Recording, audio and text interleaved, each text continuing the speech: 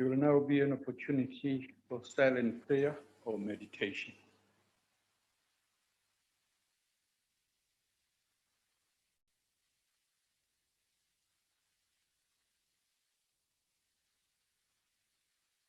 Thank you. You may be seated.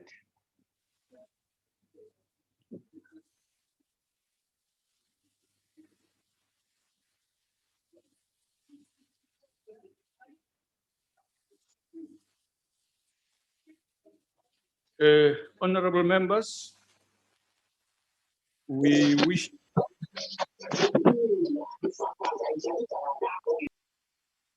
please mute. We would like to remind you to please keep your masks on and stay where you are allocated.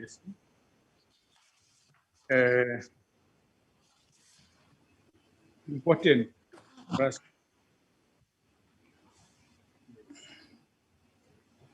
The only item on today's order paper is questions addressed to the Deputy President. There are 4 supplementary questions. This is a reminder on each question. Honorable members, let us give an announcement, please. You are talking too loudly. Adequate notice was given to parties for this purpose. This was done to facilitate participation of members who are connected to the virtual platform.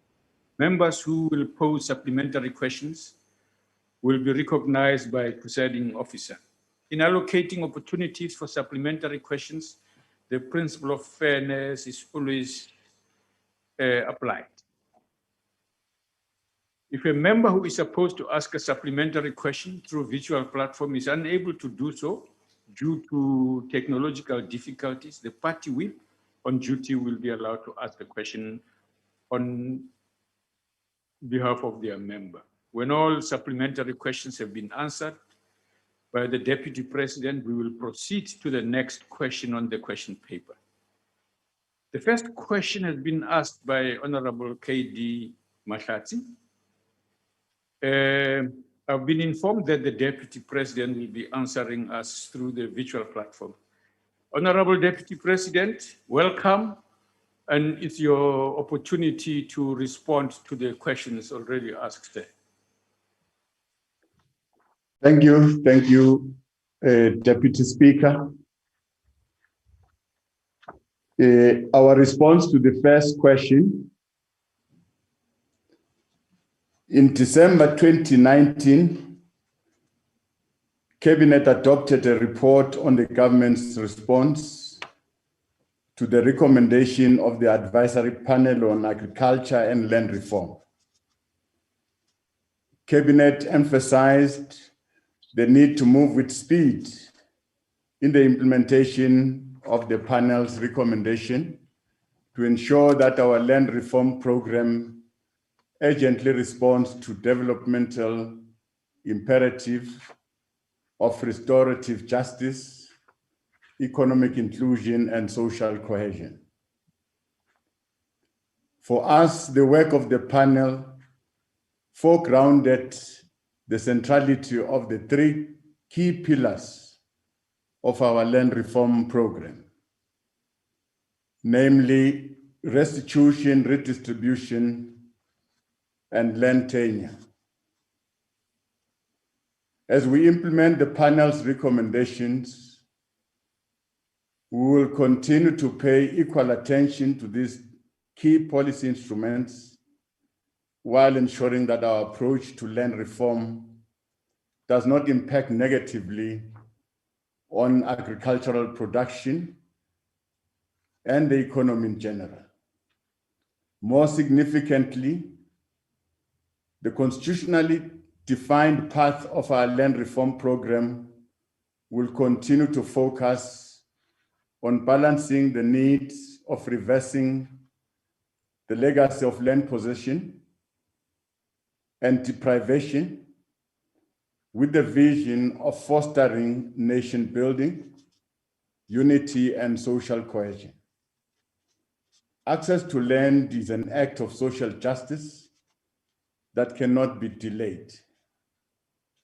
The recommendations of the panel covered a wide range of thematic areas, focusing on legislative and policy interventions, integrated land administration, spatial development planning to guide land use decisions, fast-tracking outstanding land claims, as well as key measures to accelerate the release of land for redistribution.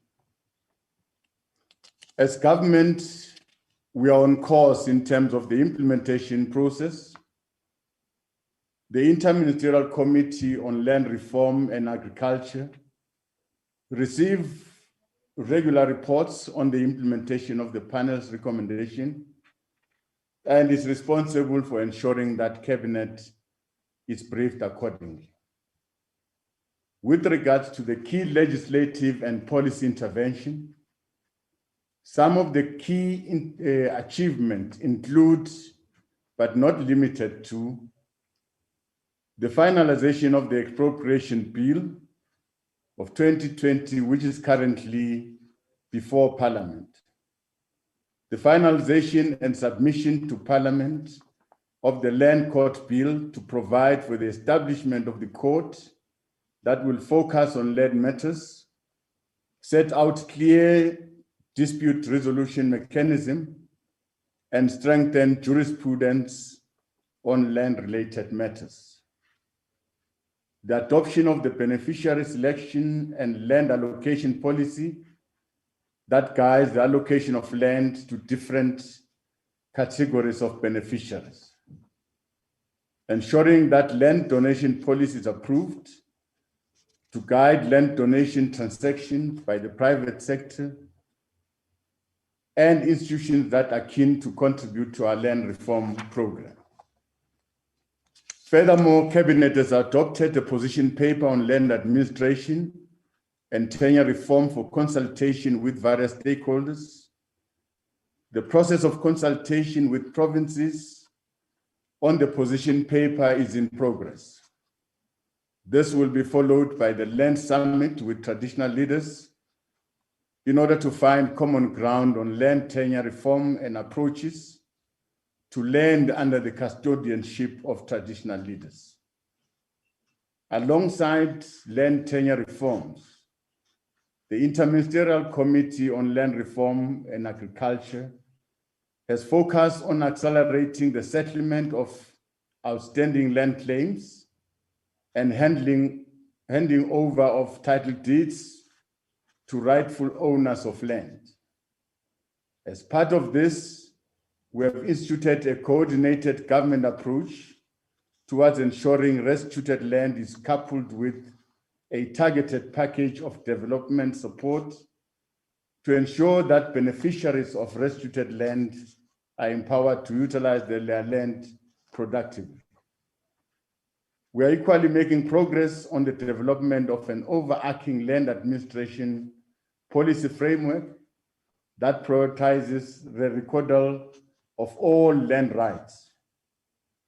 Work on the finalization of the National Development Spatial Framework is in progress to ensure that it guides overall land use decisions across the country. It will also provide for the alignment of various planning instruments with the context of the district development model. Guided by spatial development needs, our land reform program is already focusing on the release of strategically located land for human settlement, economic development, and social inclusion. As part of the human settlement framework for spatial transformation and consolidation, 136 priority housing development areas have been declared as spaces for development of human settlements, including mixed use, high density, and multiple typology of housing developments. These developments, Honorable Deputy Speaker, will be supported with the necessary requisite infrastructure to ensure sustainability and better quality of life for our citizens. The release of state-owned land is in progress.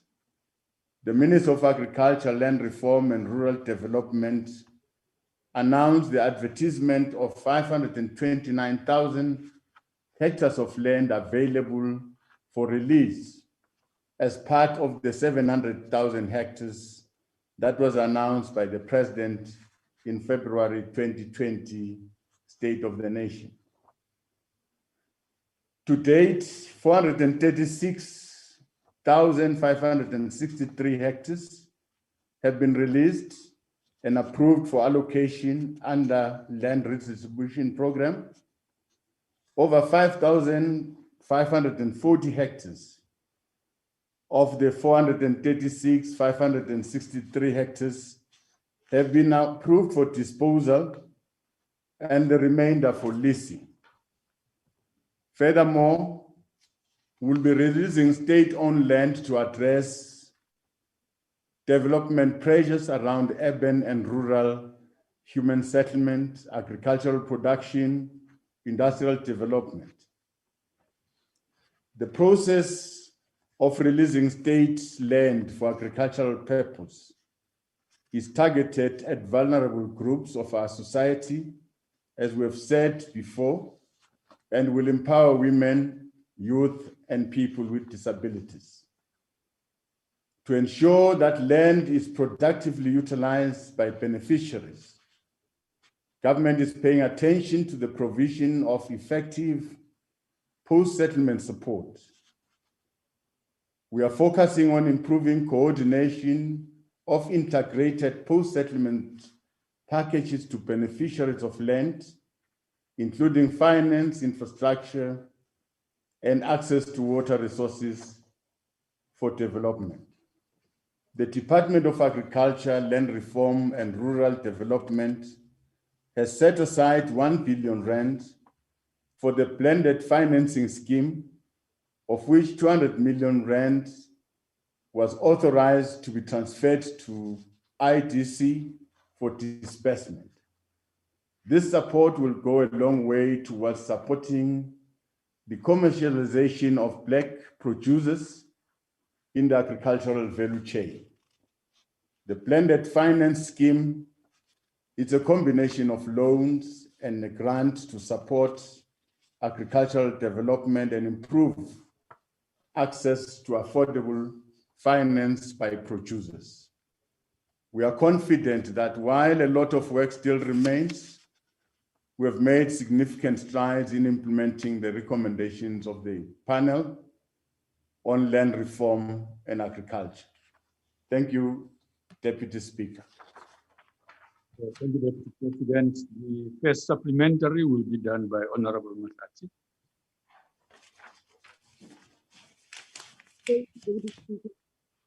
Thank you, Deputy President, for your compendious response. You have touched on an important aspect in the development of the agricultural sector, and that is most importantly the post-settlement support and other related challenges of access to finance, lack of adequate agricultural infrastructure, and access to water resources. Now, Deputy President, what are the government's plans in terms of ensuring that water boards across the length and breadth of our country are properly placed at the center or at service of the agricultural sector, and thus playing a developmental role that will increase agricultural productivity and food security? Thank you very much, Deputy Speaker. Thank you, Deputy President. Thank you, Honorable Speaker. And thanks to the honorable member for the question. We are quite aware, Deputy Speaker, that agriculture is one of the largest consumer of water in the country. That is why government must find a way of upscaling investment in irrigation infrastructure and implement key institutional reform to ensure increased agricultural production and food security. To this end, the process is underway to rationalize water boards and establish regional water utilities.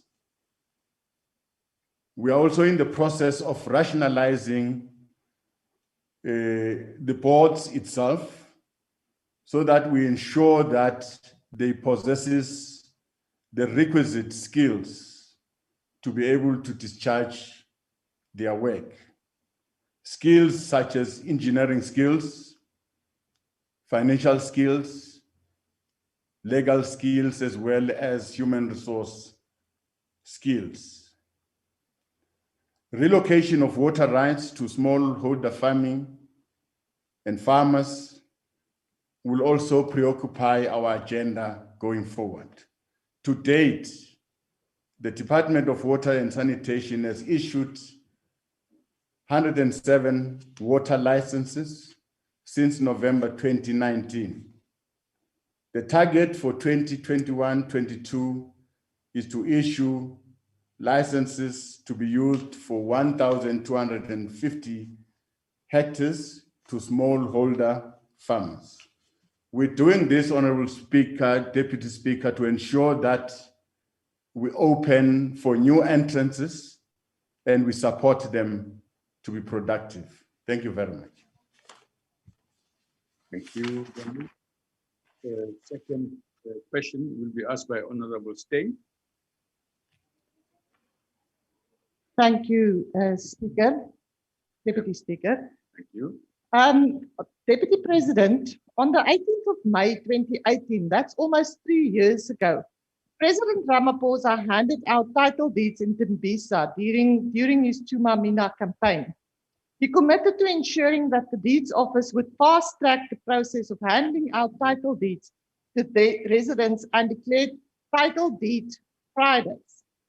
Deputy President, since then, I have been inundated by the calls for help from black farmers who have received eviction letters from your government.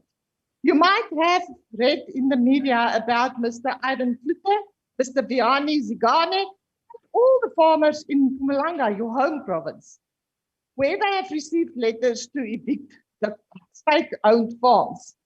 Mr. Agasi had to take government to court to get title to his land. Please tell me, how many title deeds did your ANC government hand out in the past 3 years? Thank you. Listening to you, Deputy President, answering your question, it sounds like Honorable member, well in this department. now you are going over time. Members, I want to repeat, you were allocated time. Please do not exceed it. I'm simply enforcing what you agreed to. You can't change it in the House, not without the permission of the House. So when I say stop, I mean it. Honorable Deputy President. Thank you, Honorable Deputy Speaker. I am quite content with the progress that is made by the Deeds Office, because currently, as we're speaking, we continue with our program of handing out title deeds. In the coming weeks, months, we'll be doing so all over the country. So I'm quite happy with the progress that the office is making.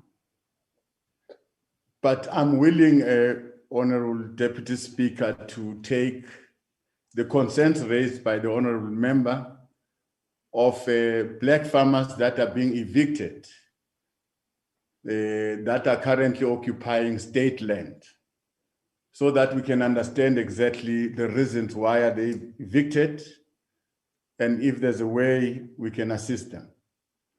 Now, beyond this session of Parliament, we'll request the Honorable Member to get in touch with us so that we can assist those small emerging farmers. Thank you.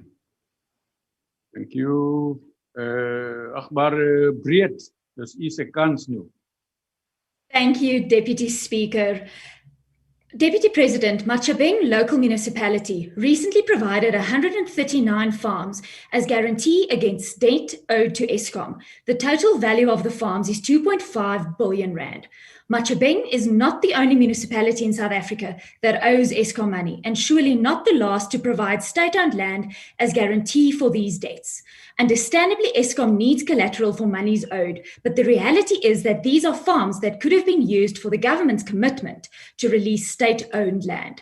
In light of the indication that state-owned land will be prioritized for redistribution, has the government taken into account that land given as guarantee will possibly hamper redistribution thereof? And what is the plan to guarantee these debts should the available land be redistributed? Deputy Speaker, I thank you. Thank you, Honorable Deputy President. Thank you very much, Honorable Deputy Speaker.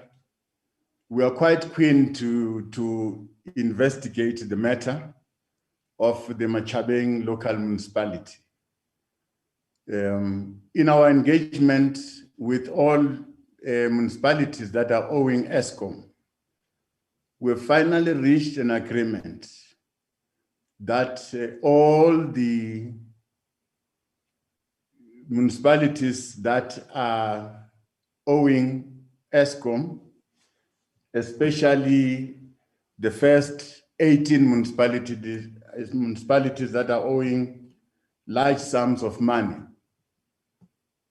we are going to request Eskom to take over the distribution and the collection of rates so that finally Eskom can improve the revenue collection of the municipality and allow the municipality to repay its debts. So we are proceeding with the Maluti Apofong municipality, taking this route, and I'm sure a number of municipalities are going to follow. And I'm confident that the land that has been utilized here, the land that has been taken by Eskom, if we enter into this kind of an approach, that land will be released, will come back to the state, and the state would accordingly redistribute that land to people that needs to farm, especially our small farmers. Thank you very much, Honorable Deputy Speaker. Thank you, Deputy President. Honorable MGE Hendricks. Thank you very much, Honorable Deputy Speaker. Honorable Deputy President, in 2003, the Commission on Traditional Leadership, Disputes and Claims was established. It was tasked with restoring the dignity of traditional leaders and their communities. The Griqua community, the Khoi community, and the San community, indigenous South African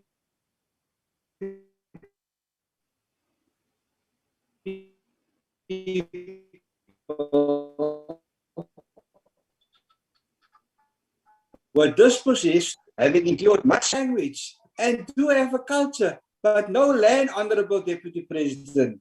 Are you prepared, Honorable Deputy President, to prepare one race to return a pocket of land to show good faith while the Interministerial Committee on Land Reform and Agriculture carries out its mandate to fast-track land reform? These communities can then use the land for agriculture, human settlements, and industrial development. This will be your legacy, Honorable Deputy President, and you will be remembered for restorative justice and promoting inclusive economic participation. Thank you, Honorable Deputy Speaker. Thank you, Deputy President. Honorable Tola, please mute your system there. You seem to forget it. It happens too often now. Please close your mic. Deputy President. Thank you. Thank you, Deputy Speaker. Firstly, I think we need to address the recognition of the Khoi and San traditional leadership, and that is going to be done through the bill that is before Parliament. Now, secondly, Through our risk distribution and our restitution program, we are willing to restore land that was dispossessed from these communities, the Khoi and the San. Now, in a process, we are expecting them to put a formal claim. And from there, we are going to investigate the claim and we're going to speed it up and ensure that the rightful land is restored to them. But of course, in terms of the traditional leaders, the land that is under their custodian, the communal land, we are now in a process of consulting with traditional leaders on how best to handle. Deputy President, one moment. Honorable members, you have invited the Deputy President to answer your questions. If you compete with him now, with your, whatever you call what you're doing, it's inappropriate. So can you please hold on to your horses? You will get a chance to use your airtime outside the chamber, preferably.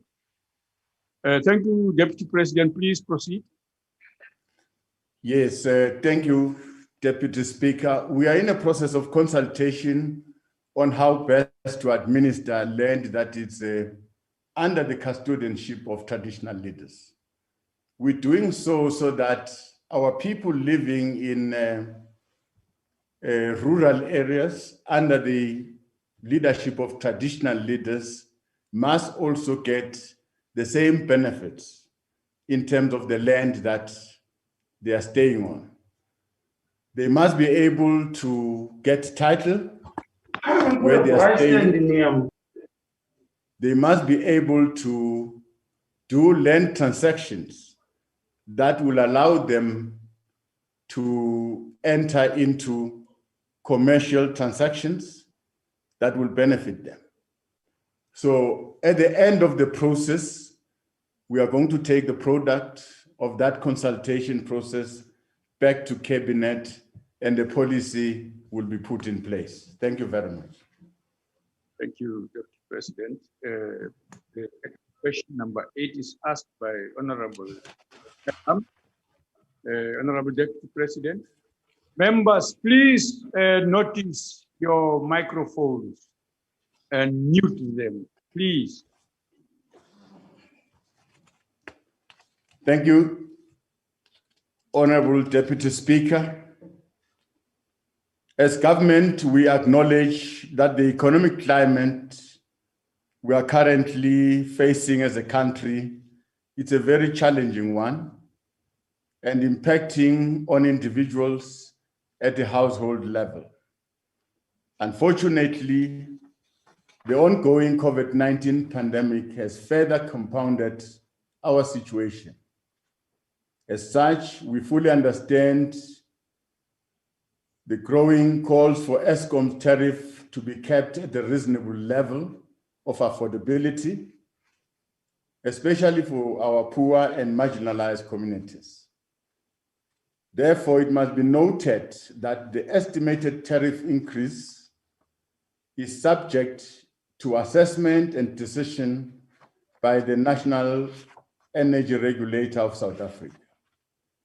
All of us should protect the operational independence of our regulator, but still require of it to apply the appropriate tariff mechanism in the determination of tariffs associated with the type of power that is required to balance the system over the medium-term expenditure framework. The Department of Mineral Resources and Energy has advised that if based on weighted average cost per unit of about R1.57 per kilowatt an hour for the preferred bidder proposal, it is estimated that the additional 1,995 megawatts capacity may result in electricity tariff increase of between 3 and 5%.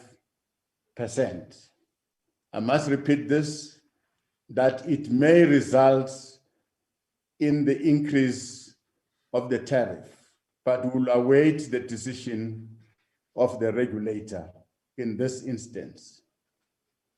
It must be noted that the cost includes both the capacity and energy as per the requirement of Eskom system operator. The nature of electricity supply constraints, which also relate to the increased variability and non-dispatchability of some supply options, have necessitated the consideration of the risk mitigation power procurement program in order to alleviate the current electricity supply constraints. The 20-year commitment seeks to, among others, ensure reasonable electricity unit cost while taking into account the said nature of electricity supply constraints.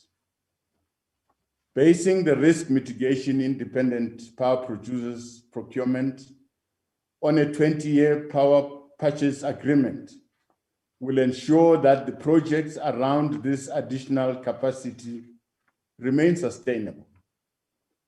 This means that costs are covered whilst guaranteeing capacity that is available to generate electricity whenever dispatch instruction has been activated. The need to attract long-term investment in power generation is key to ensuring the security of energy supply, while also realizing expected returns from such investment by the private sector.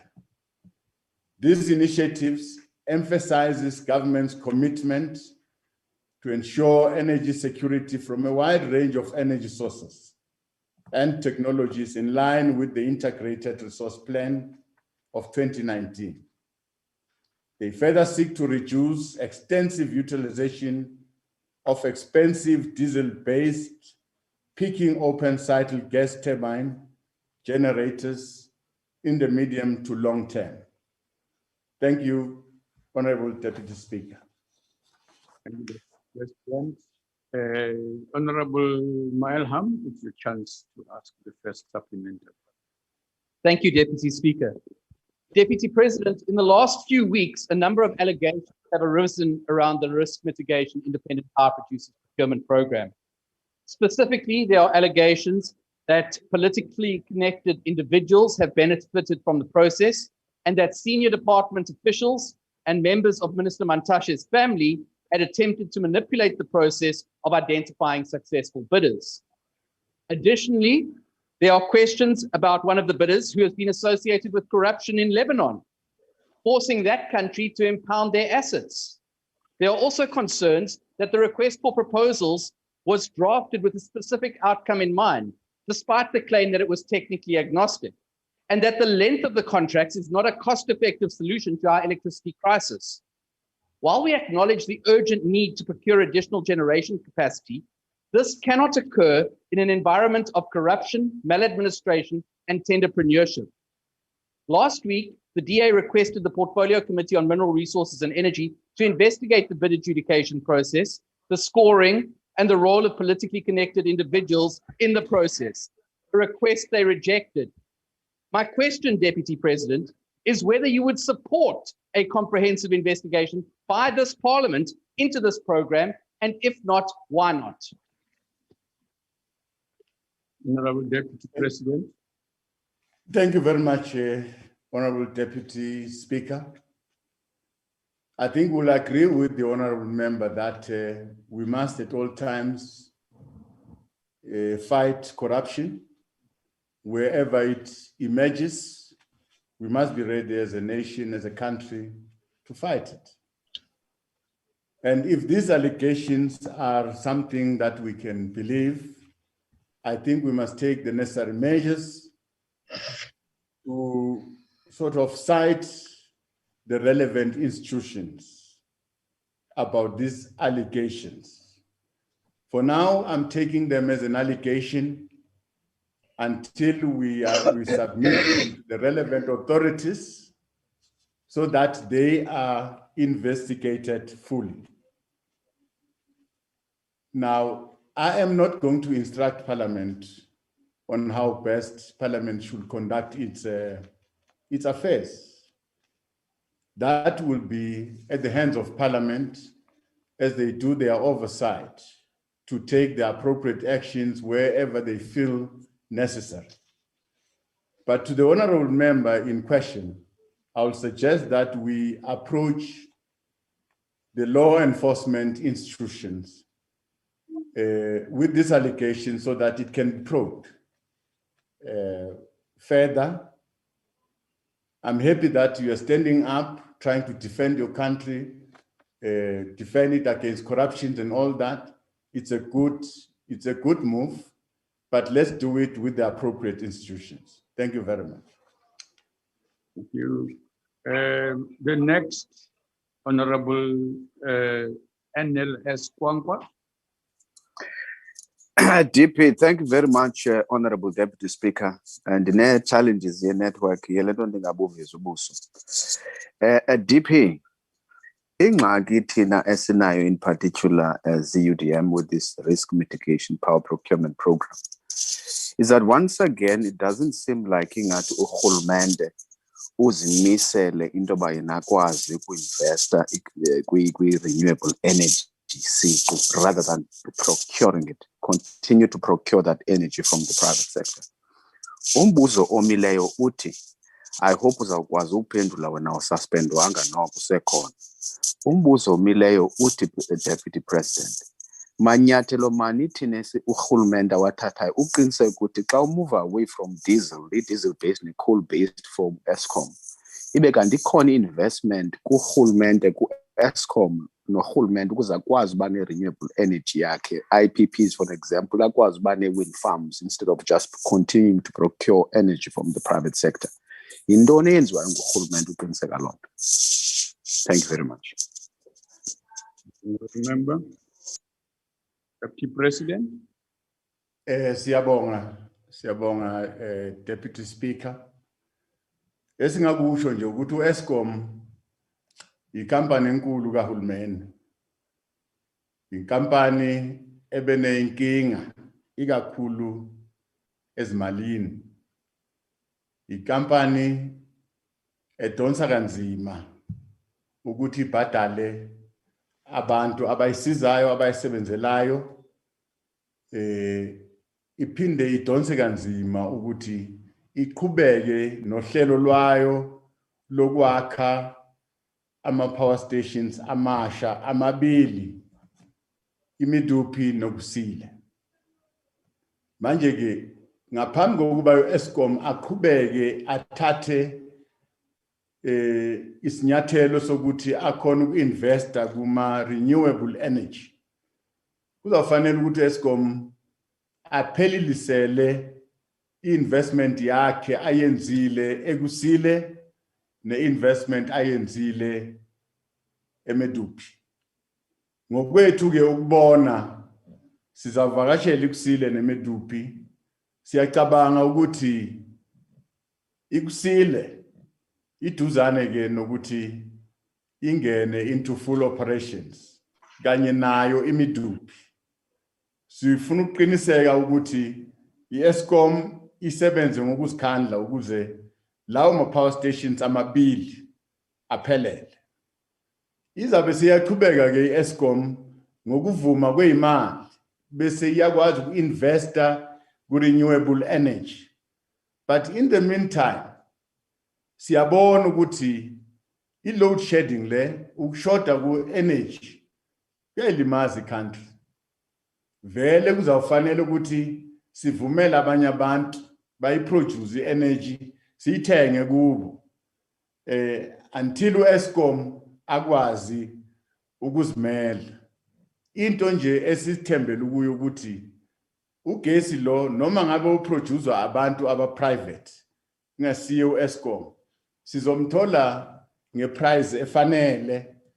I-national regulator yethu le uyofanele isize ukuthi nanoma ubani osithengisela energy simthenge ngeprice esizokhona ukuyibhadala thina singabahlali baseMzantsi. Ngiyabonga. Thank you. Siyabonga. Honorable Luzipo, that's for you for the third supplementary question.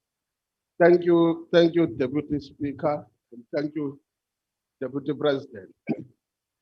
I'm sure Deputy President will agree with me that political loud hailing is a very serious disease and is not a sign of ideological development. And therefore, I'm sure you will be aware that Parliament has committees, and committees of Parliament report to Parliament. I hope when members make themselves political ancestors and speak on behalf of the committee, they will be able to explain that they refused to work in cooperation with one of the most strategic committees of Parliament, which is SCOPA. But we will bring the matter, obviously, to the Parliament. I think also there is a dissuasion of the question. Let me go to the original question. Deputy Is Stalwam Tandega, Sipelel Skat.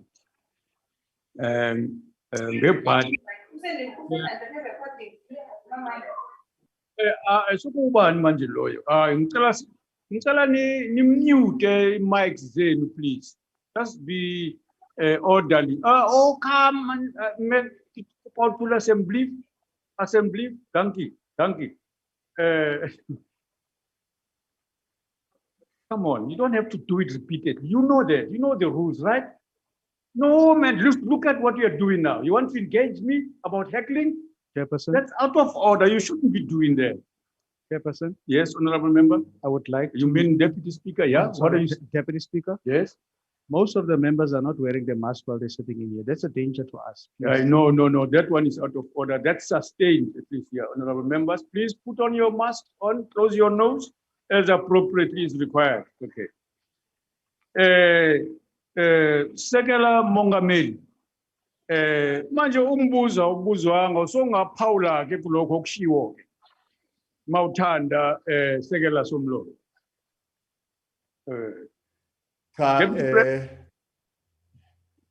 Cha Deputy Speaker angeke ngiphawule kuloko okushiwo ngoba umbuzo awukho.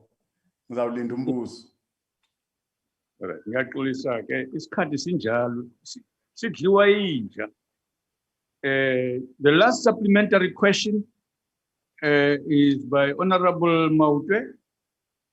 Thank you very much, Deputy Speaker. Deputy President, we are aware that there's no intention to address self-inflicted challenges facing ESCOM because of incompetence and mismanagement. We are also aware that IMF and World Bank pamphlet paraded as National Treasury Economic Recovery Policy is the one that is guiding energy policy and privatization of ESCOM.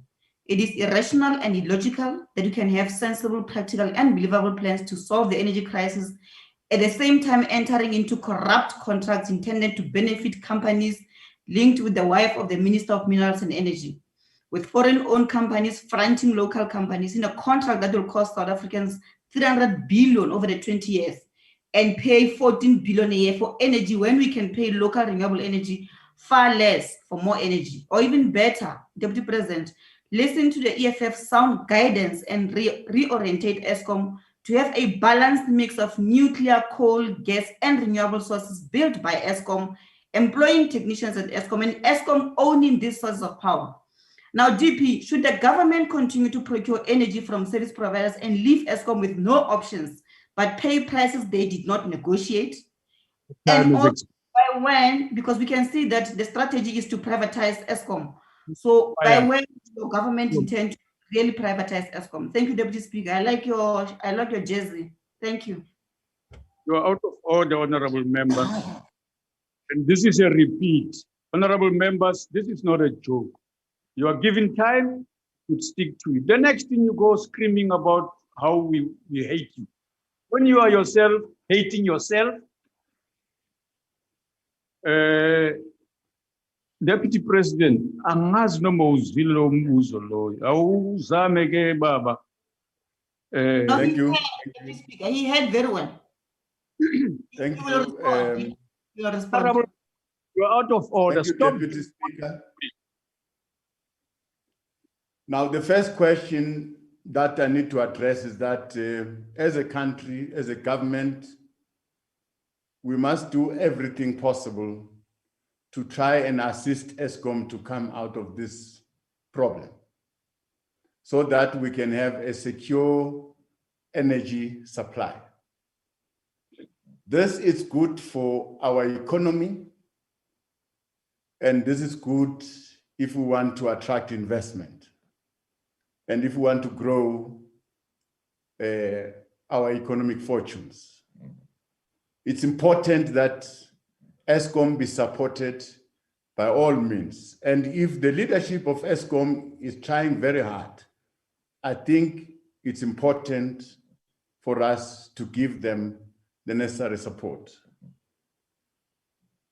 I am aware that in the process of procuring whatever in government, there will always be allegations of corruption. And I'm saying, as a democratic country, we've got institutions that can really probe these allegations. Let us not talk about it, let us go and report it to say there's this allegation and this allegation, let us probe it. But as for the current challenge that we're facing as a country, that we have got a shortage of energy. Now, it's important to address this shortage in the medium term so that we allow our power utility, ESCOM, to deal with its own problem.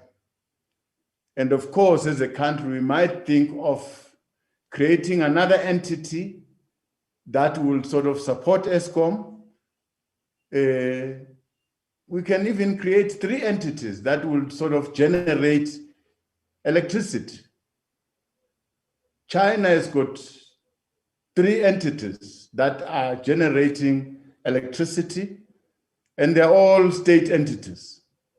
Now, it's quite clear that we cannot put all our eggs in one basket. We must probably try and create other entities that will relieve the pressure from ESCOM.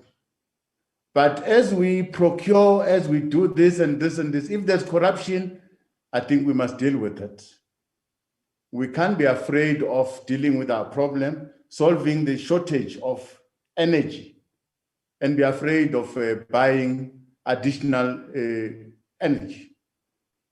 Now, if in the process of buying corruption is detected, I think the law must take its course. Thank you very much.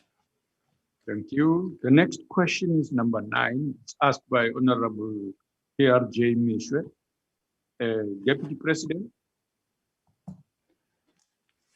Thank you. Thank you, Deputy Speaker. The COVID-19 vaccine market, it's a very different market from the usual markets that we know for medicines. Globally, countries have limited options since all COVID-19 vaccine manufacturers have adopted the same approach. Therefore, countries must accept full liability for the vaccines they acquire. In our case in South Africa, it was either we accept these clauses as a country or we do not have access to any of these vaccines. Whilst faced with these conditions, government had a further obligation stemming from these conditions of establishing a COVID-19 vaccine injury no-fault compensation scheme. This is one of the critical components of ensuring that there are no hindrances in South Africa delivering a successful vaccination plan. The scheme will be operational for a limited period. In the main, this scheme will provide expeditious and easy access to compensation for persons who suffer harm, loss, or damage as a result of vaccine injury that may be caused by the administration of COVID-19 vaccine specified in terms of regulations at a facility within the country. We have a responsibility to ensure that our people are protected through this scheme. Manufacturers of COVID-19 vaccines will not take any contribution to this no-fault compensation system, as this is part of the contractual obligation for all countries that acquire COVID-19 vaccines. We are learning from the recent experience of governments who are reviewing reports of potential cases of severe side effects amongst vaccinated members of their population that such a scheme is very important.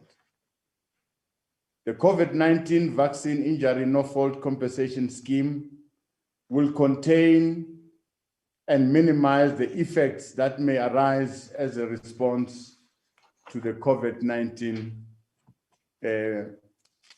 pandemic. As we take lessons from the implementation of South Africa's COVID-19 response plan, we continue to forge ahead with plans of building capacity to manufacture COVID-19 vaccines locally through harnessing our existing manufacturing capabilities in partially state-owned BioVac institution, as well as research and development capabilities with partners in BRICS. We are encouraged by a recent announcement of an anticipated waiver on intellectual property rights for COVID-19 vaccines that is proposed by South Africa and India and now supported by the United States of America. The proposal establishes a global solution to enhance manufacturing and boost supply capacity and enables coordination and access to information currently under patent protection. For countries that do not currently have manufacturing capacity on certain medical technologies, the waiver could open up more supply options and avoid countries being reliant only on one or two suppliers. Where supply capacity currently exists, it can be repurposed to COVID-19 vaccines production, and in this way improve the supply available to all nations. South Africa and Africa as a whole stand to benefit by timely access to affordable vaccines. Alongside these efforts, the South African government continues to ensure that COVID-19 vaccination rollout plan reaches all population groups, providing equal access to those in urban and rural areas of the country. Thank you, Honorable Deputy Speaker. Honorable Mishra.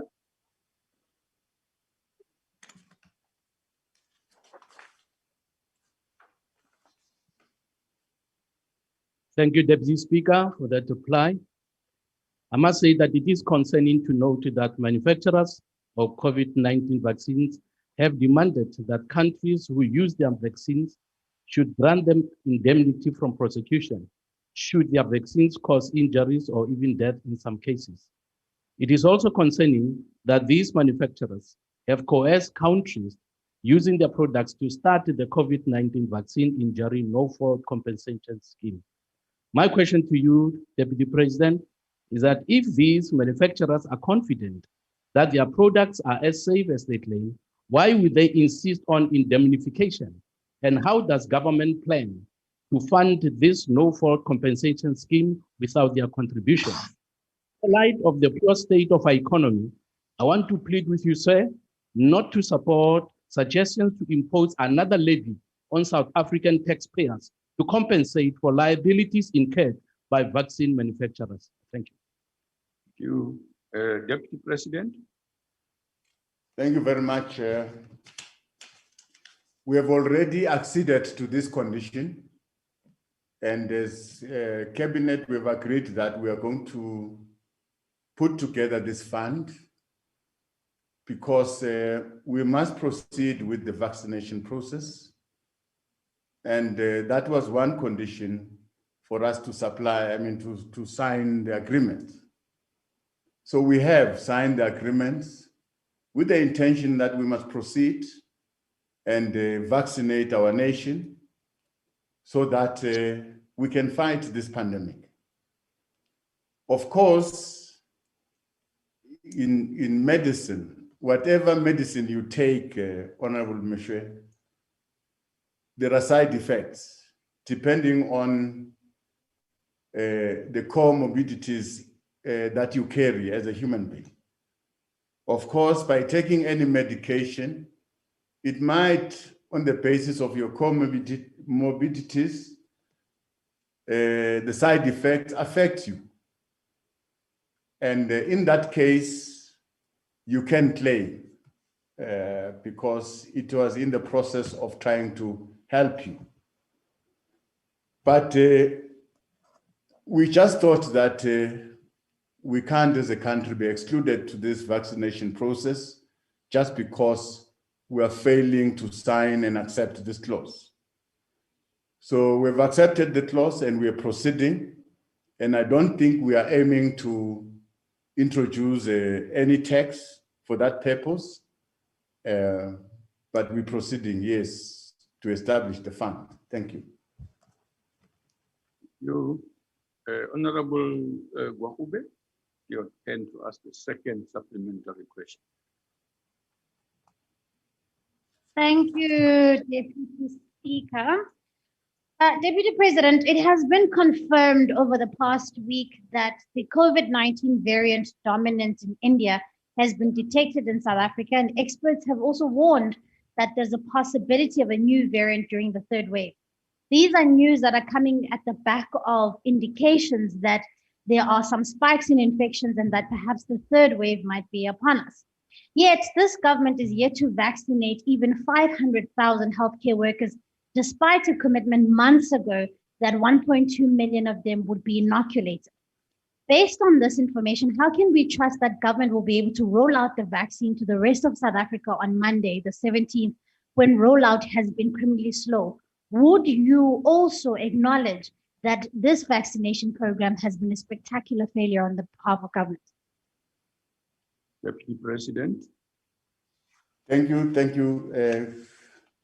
Honorable Deputy Speaker. Yes, we must accept that our vaccination process has been very slow, I think affected by a number of factors. Firstly, you remember the AstraZeneca vaccination that we had to give to the African Union because of our variant, and the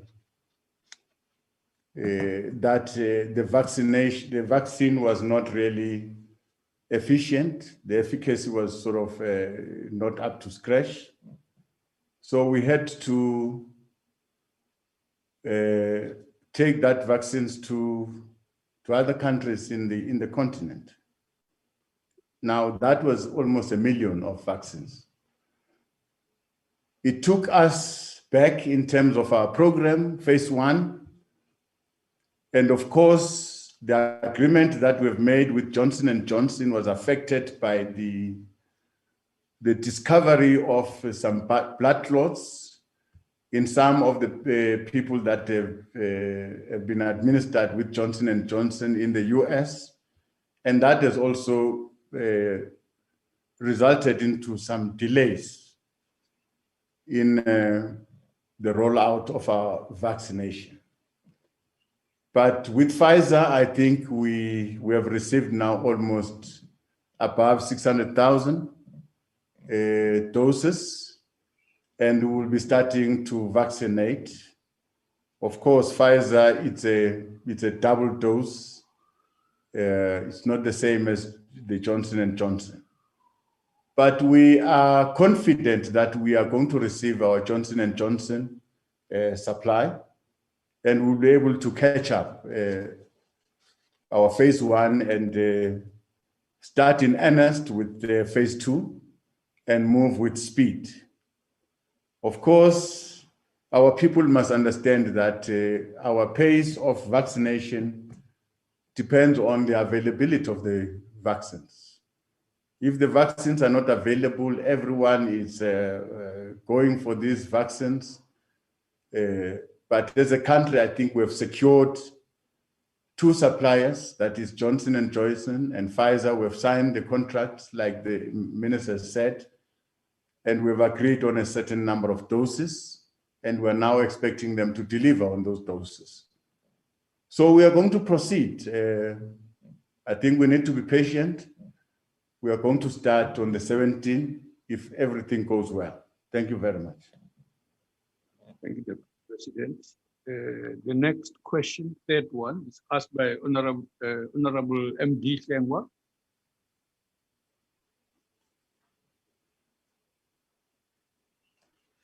Thank you, Deputy Speaker. Honorable Deputy President. Deputy President, can the Deputy President please provide example of similar compensation scheme in South Africa that give recourse to, for example, children who experience extreme adverse reaction to early childhood vaccinated? I thank you. Deputy President. Thank you, Deputy Speaker. I don't have an example outright from where I'm sitting that I can cite, but I think we have tried to explain exactly the fund and how this fund is going to be utilized and how claimants are going to access the fund, and the kinds of panel that we are going to set up so that they are going to receive and interrogate the claimants for the correctness of the claims. That's what I can say, Deputy Speaker.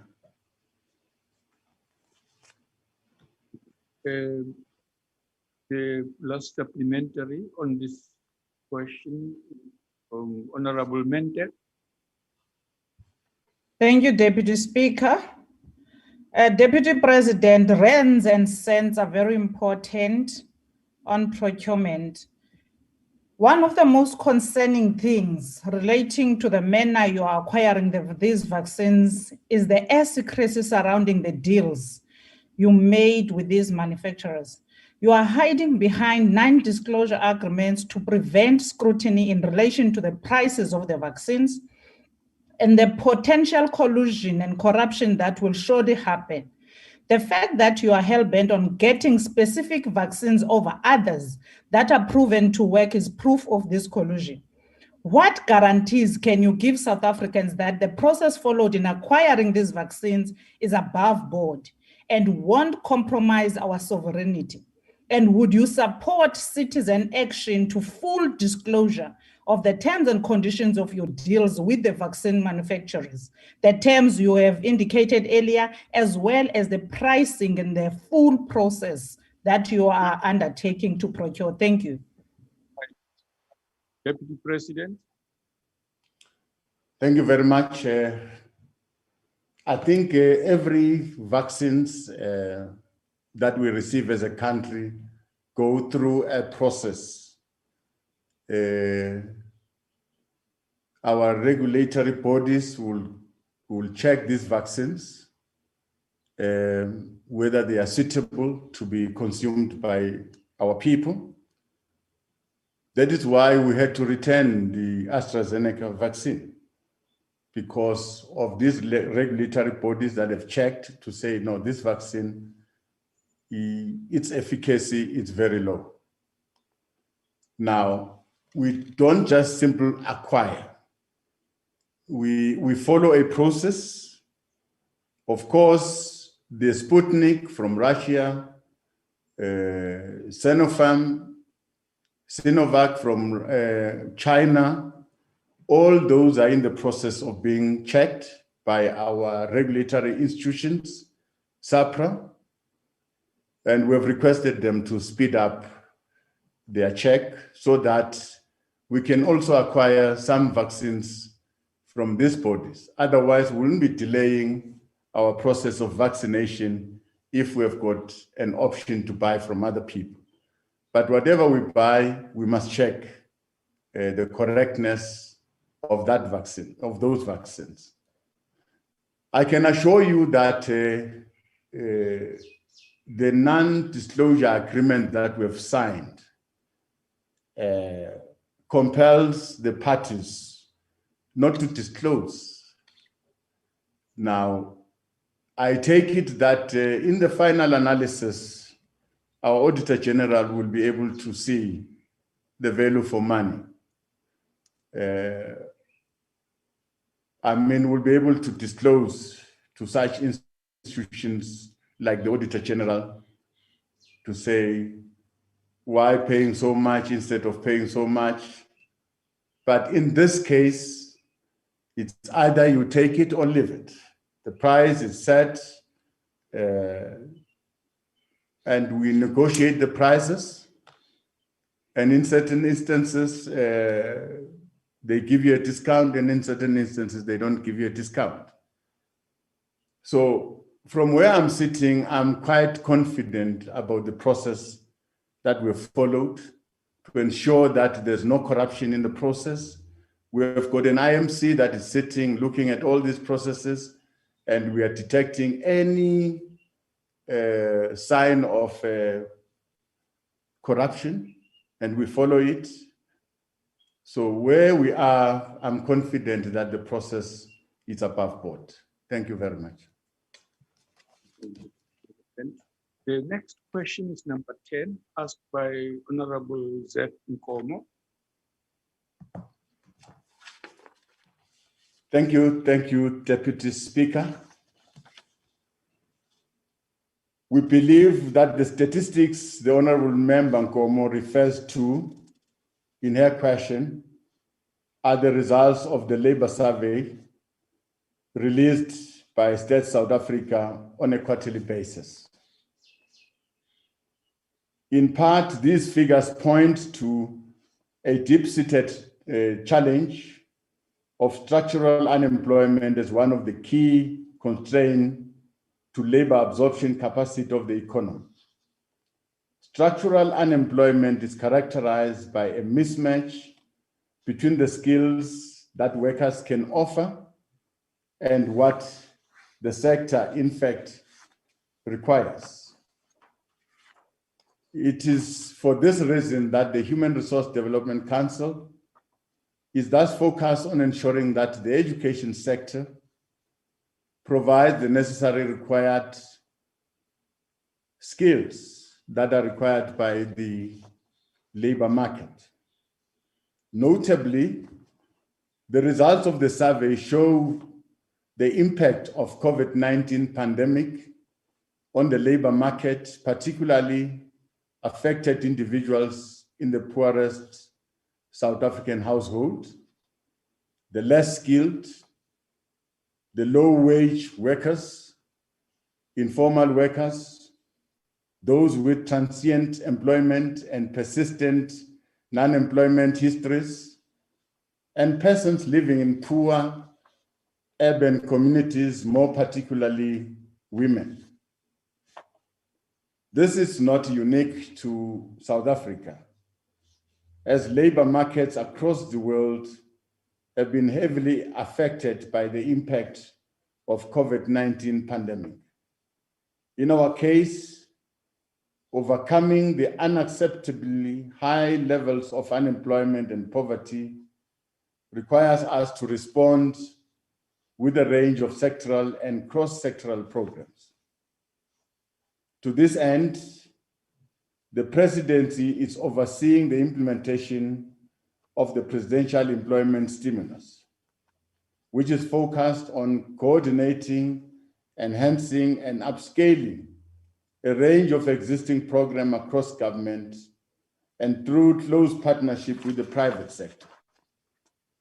Among these government public employment programs, the expanded public works program and the community works program, which have been supported to roll out public employment at a new and elevated scale. In terms of the expanded public works program, Honorable Deputy Speaker, we have as government set a target of 694,155 jobs and livelihood opportunities. Thus far, we are implementing 674 opportunities, which is almost 83% of the program. Through these programs, there is a concerted effort of investing in public goods and services that can enhance skills and employability, and ensuring that support to livelihood is realized while the labor market recovers from the COVID-19 pandemic. Furthermore, the presidential employment stimulus is designed to effectively transition young people into the labor market, aiming to significantly reduce the high rate of unemployment. In this regard, government has, among others, implemented the following intervention. Basic Education Employment Initiative, which has placed over 317,000 young people as school assistants since October last year. This is a massive scale-up of rapid rollout. These young people are earning the national minimum wage, which enhances the impact of poverty and inequality. The Department of Public Works and Infrastructure has created 1,886 work opportunities for young professionals in the built environment. These beneficiaries, Honorable Deputy Speaker, were deployed and exposed to workplace experiences in programs such as the Welisi's Bridge programs, in-house construction projects, water and energy efficiency program, and facilities management employment, among others. Government has managed to create 865,495 work opportunities from 12,869 projects implemented across all expanded public works program sectors in all spheres of government so far in the 2020-21 financial year. In addition, the various programs which are led by the Department of Social Development have in a way contributed to countering the impact of unemployment and inequality at the household level. For instance, the Social Distress Relief Grant is currently supporting more or less 5 million people in South Africa, of which 2 million people are young people under the age of 35. Although this expanded relief package is temporal, we have witnessed the reduction of poverty at food poverty line to 18%. In the medium to long term, such social relief assistance will need to be supported through sustainable employment intervention, especially targeting young people. This is clear evidence of the need to expand this presidential employment stimulus program coupled with active labor market program to effectively address poverty and inequality.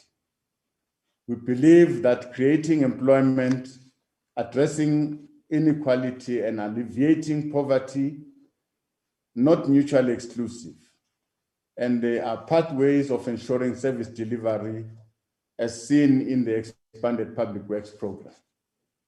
Therefore, government, Honorable Deputy Speaker, will continue to ensure that interventions listed earlier will continue to improve the lives and the livelihoods of all South Africans. Thank you, Deputy Speaker. Thank you, President. Honorable Zet Nkomo, it's your turn to ask the first supplementary question. Thank you, Deputy Speaker. General Mongameli, asibonge your response that you have gave to us. Indeed, it is evident from your response that in spite of all the changes that relate to unemployment, poverty, and inequalities, the ANC-led government is working very hard to address these challenges. My follow-up question, General Mongameli, is that what will be the impact of addressing unemployment, poverty, and inequalities to rural and township economies, in particular on women, youth, and persons with disability? I thank you. Thank you, Deputy President. Thank you, Deputy Speaker. In the main, township and rural economies are characterized by small and medium enterprises. And as government, if we support these enterprises, we'll ensure that we create expanded opportunities for job creation, which will contribute in alleviating unemployment, poverty, inequality, thereby improving our people's life, especially women, youth, and persons with disability. For our part, as government, in March 2020, the Department of Small Business Development launched the Township and Rural Enterprise Program in order to support small businesses to alleviate the negative impact of the pandemic. The focus of this program is on macro and informal businesses to restart, rebuild, and improve their businesses as part of the reconstruction and recovery process. Through this township and rural enterprises, we want to support them so that they are sustainable and they get to be linked to local markets, provincial markets, and national markets. So we'll continue to work with these small enterprises, Honorable Deputy Speaker, because these are the instruments that we can use to alleviate poverty, unemployment in those rural setups. Thank you very much. Thank you, Honorable Dena. Thank you, Deputy Speaker. Honorable Deputy President, you've just now mentioned the so-called employment opportunities created by government. But this morning during the Portfolio Committee meeting of the Department of Employment and Labour, the ANC members of the committee vehemently defended the Department of Labour's failure to deliver on the expanded mandate of employment creation, citing the COVID pandemic as the one and only reason for this failure. Deputy President, I put it to you that the enemy of employment creation and skills development in South Africa is not the COVID pandemic, but ANC policies that destroyed the economy and its development prospects long before the pandemic. I put it to you that the government, neither, and also not the Department of Employment and Labour, cannot create employment opportunities. Do you agree? Then show us. Do you agree? If not, what then is the reason for your failure? Because that is all we see, failure. Thank you, Deputy Speaker. Deputy President. Thank you, Honorable Deputy Speaker. I must put it up front that governments all over the world are not the source of creating employment. Governments all over the world are responsible for creating the necessary environment so that the economy can thrive, people can find jobs, supporting small, medium enterprises, supporting companies so that they can produce services, goods and services, and they can employ people. In a situation where government now becomes the main employer, you must know that in that country there's a problem. So in our case, members should be aware that because of this pandemic, a lot of businesses had to close down. And in the process, a number of people lost their jobs, especially the SMMEs. They've closed down in their numbers. That is why government had to step in and support these SMMEs so that they don't get out of business. In this case, even big business have been affected. So we had to do everything in our power to try and sustain these businesses. But naturally, I think we are responsible to creating the necessary environment for businesses to thrive. Remove any blockages, remove any delays in terms of our legislation so that businesses can thrive. That is our responsibility as government, and we will continue to do that. We are talking about government's initiative to create employment because we're in a situation where there's a dire need.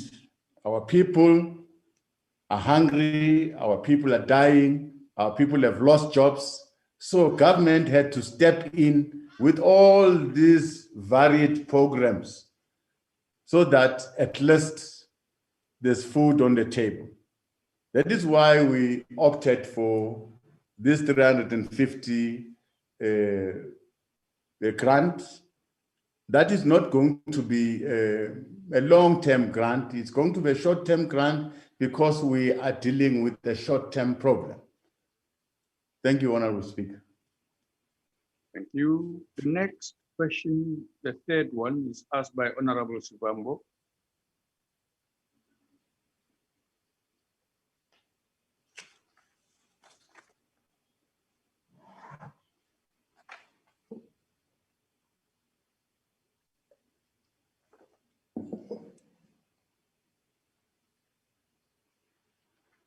Honorable Subambo, are you here? Is absent. Sorry?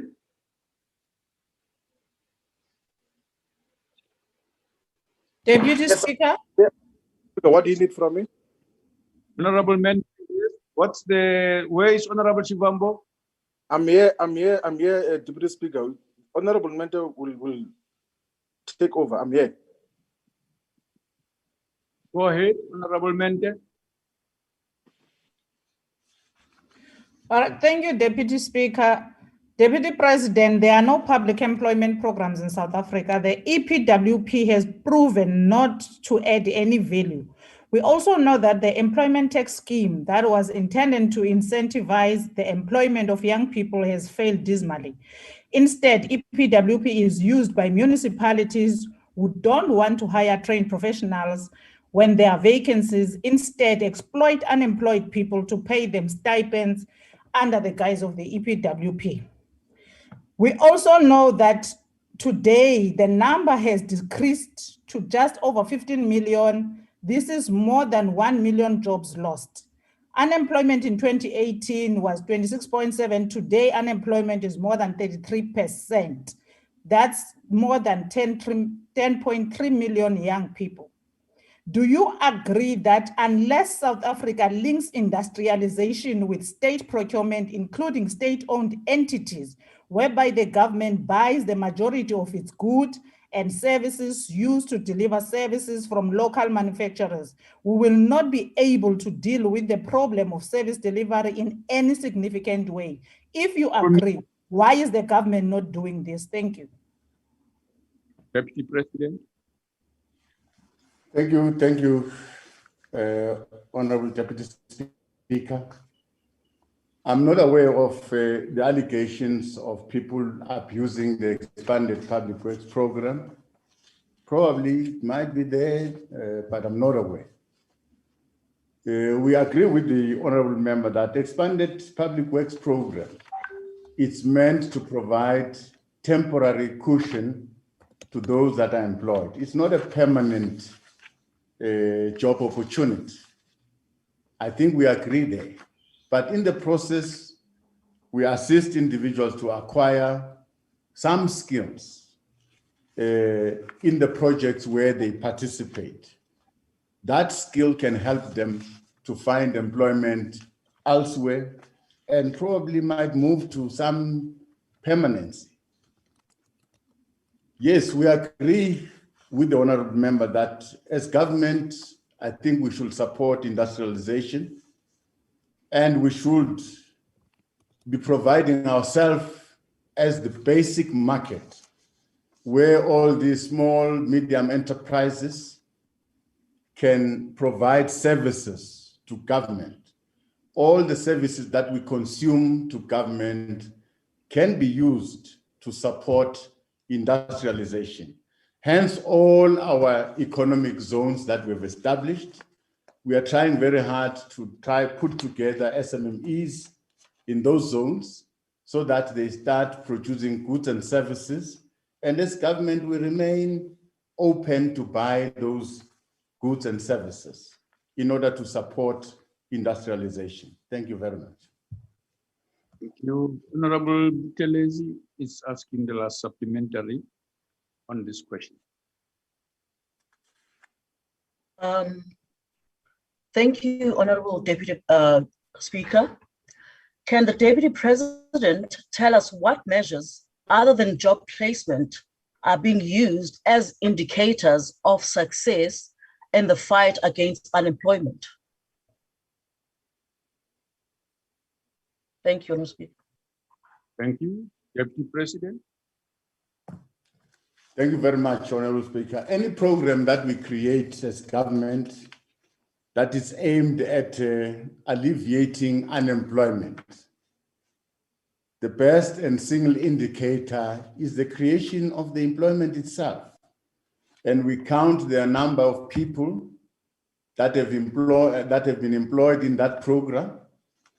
And we count the successes in terms of the skills that have been acquired in that program. And then we can say that program has been successful or has not been successful because the people, yes, they were employed, but they could not gain the required skills. But in the main, all the programs that we have started, especially the one we're supporting assistant teachers in our basic education program, all these young people, they were there, they were supporting teachers, they've gained some knowledge on how teaching and learning happens in a school. They've assisted learners to learn. And I'm sure there's knowledge that they've gained through their participation at that level. But the most important thing is that they have been employed, and in the process, we have reduced unemployment by those figures that have been employed. Thank you very much. Thank you. The question 11 is asked by Honorable Sheikh Imam. Honorable Deputy President. Thank you, Honorable Deputy Speaker. Every 5 years, government undertakes a comprehensive review and assessment of progress made to address challenges of joblessness, poverty, and inequality.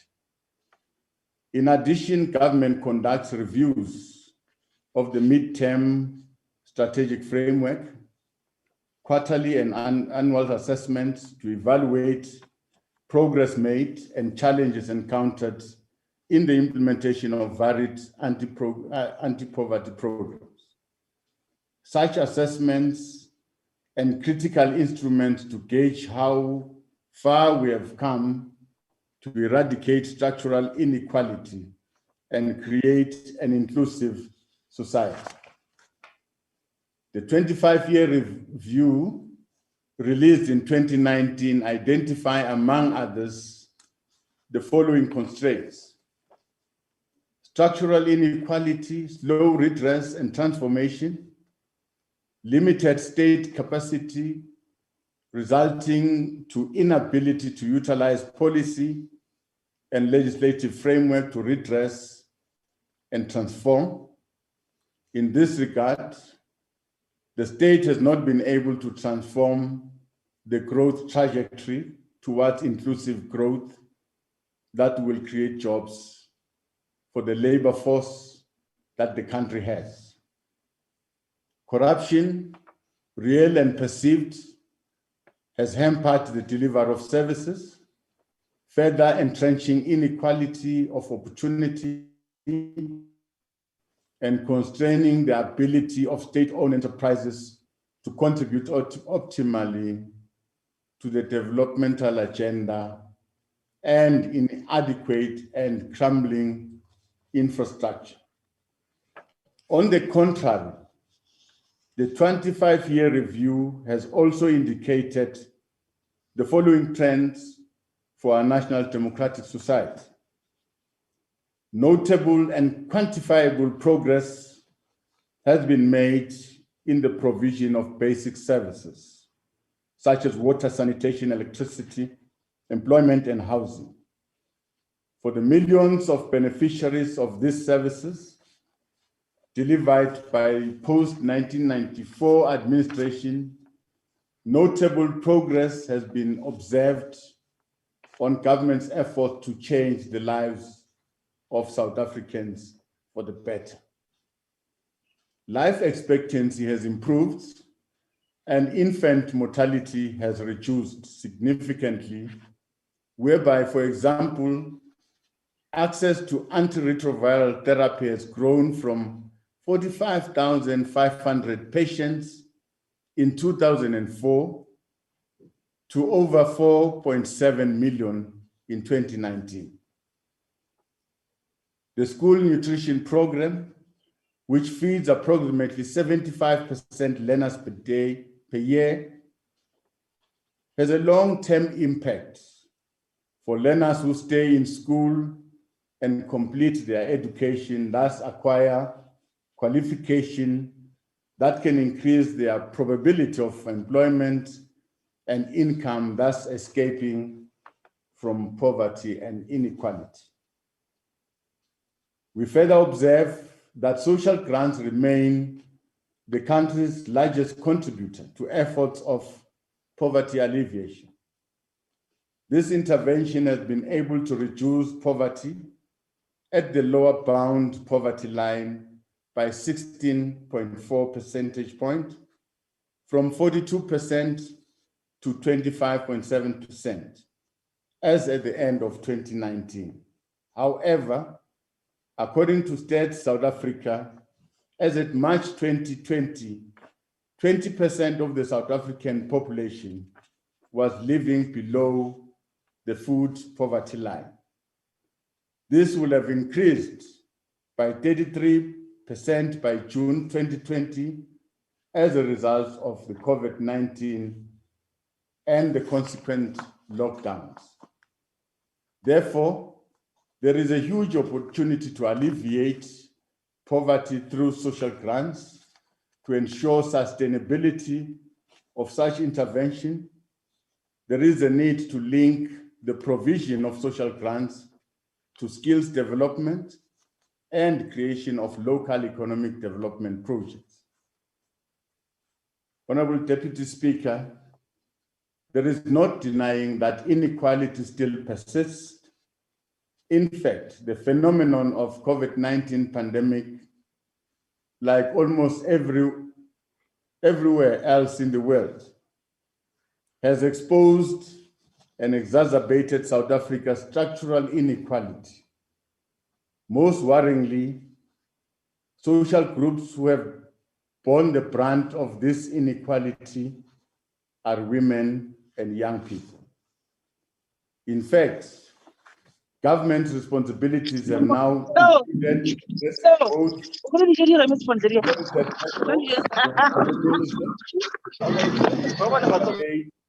Oh no, and the please. cumulative impact of the COVID-19 pandemic.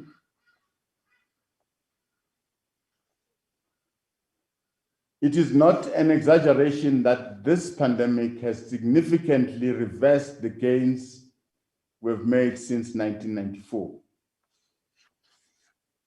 In this regard, government is forging ahead with the implementation of priorities identified in the National Development Plan, which remains a long-term policy framework leading to 2020. The anti-poverty initiatives of government that in the main focuses on the integration of our public employment programs are starting to bear some positive outcomes in mitigating the current impacts of poverty and inequality, as we have mentioned in our earlier response. Further, this was highlighted last week in this House by the President when he indicated that the public employment stimulus is effective in protecting existing jobs and supporting livelihood. While these alleviation programs are vital, long-term solutions depend on our ability to achieve inclusive growth by, among others, implementing reforms that are crucial to sustain economic recovery and to address the underlying causes of low economic and high unemployment. In this regard, the Operation Vulindlela is directly addressing reforms by reforming network industries to modernize and transform the economy, lower barriers to entry to make it easier for businesses to start, grow, and compete in order to ensure economic inclusion, resulting in high levels of employment. Linked to this intervention is the Economic Reconstruction and Recovery Plan, which presents a comprehensive policy response to rebuild the economy that has been negatively affected by the COVID-19 pandemic. Obviously, more still needs to be done to broaden people's share in the country's wealth so that we give full material meaning to building a social cohesion and nation building. Thank you, Honorable Deputy Speaker. Thank you, Deputy President. I'm informed that Honorable P. Mudise will take this first supplementary on behalf of Honorable Sheikh. Or is that? It's Sheikh Imam now, Deputy Speaker. Oh, okay. No. I was given wrong information. Sorry. Please go ahead, Honorable Sheikh Imam. Please reprimand them, Deputy Speaker. Thank you very much. Deputy President, thank you for admitting and acknowledging, yes, indeed, that we have great challenges. And yes, we've gone backward as a result. Of course, I know you say it's as a result of COVID. But what I want to draw your attention that more people go hungry to bed today than 5 years ago. More people are homeless today than 5 years ago. More people are jobless today than 5 years ago. More people are in debt today than 5 years ago. More women are today the victims of gender-based violence than 5 years ago. Now, what has happened in South Africa is just that we created a whole group of millionaires, something like 17,500, while millions more have gone poorer in South Africa. Now, and I know that there's been some initiative, but clearly it means that the initiatives and measures that we put in place, Deputy President, are not good enough. I don't think we're considering the population growth in the country, the influx of foreign nationals, the 300 billion rand that we lose in this country through the procurement processes, the fact that people from rural areas are migrating to urban areas and urban areas cannot accommodate them because of limited opportunities there. Now, how are we going to do this differently? Clearly, I think we need some policy redirection in order to be able to address this, together with the cheap imports that's coming, which is limiting manufacturing in South Africa. So there's a whole host of it, Deputy President. If you could just give us an indication how we're going to address this. Thank you.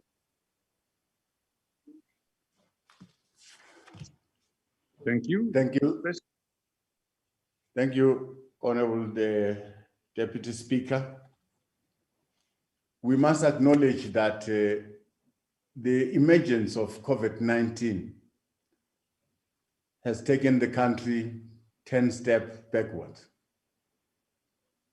Why am I saying so? It's because we had to go through a period of a lockdown. And remember, we went into this COVID-19 situation with a very ailing economy. Our economy was not very good. And we went right into a recession. During the COVID-19 period, the worst period, 2020, the economy has gone worse. A lot of our people have lost their jobs, they've lost income, and as government, we had to step in. And we must accept that for the very fact that companies had to close down, as government, we lost a lot of revenue. We lost a lot of money that we could have reinvested into building of houses, building of schools, building of roads for the past year. Now, we are talking of a situation where we must rebuild. We are rebuilding coming from a very low base. So the honorable member, Sheikh Iman, will agree that this democratic government since 1994 has made some strides in giving people water, in building roads, building schools. But of course, the happenings of the past year has taken us backward. Now, the future looks very bleak because we are still in the COVID-19 situation. We are still battling the pandemic. But I'm confident that beyond this pandemic, we are going to grow our economy. Not only growing the economy, but growing the economy that will create jobs.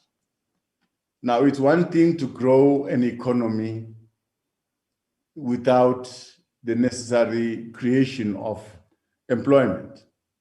In this case, we are going to ensure that as we grow the economy, it's coupled with the creation of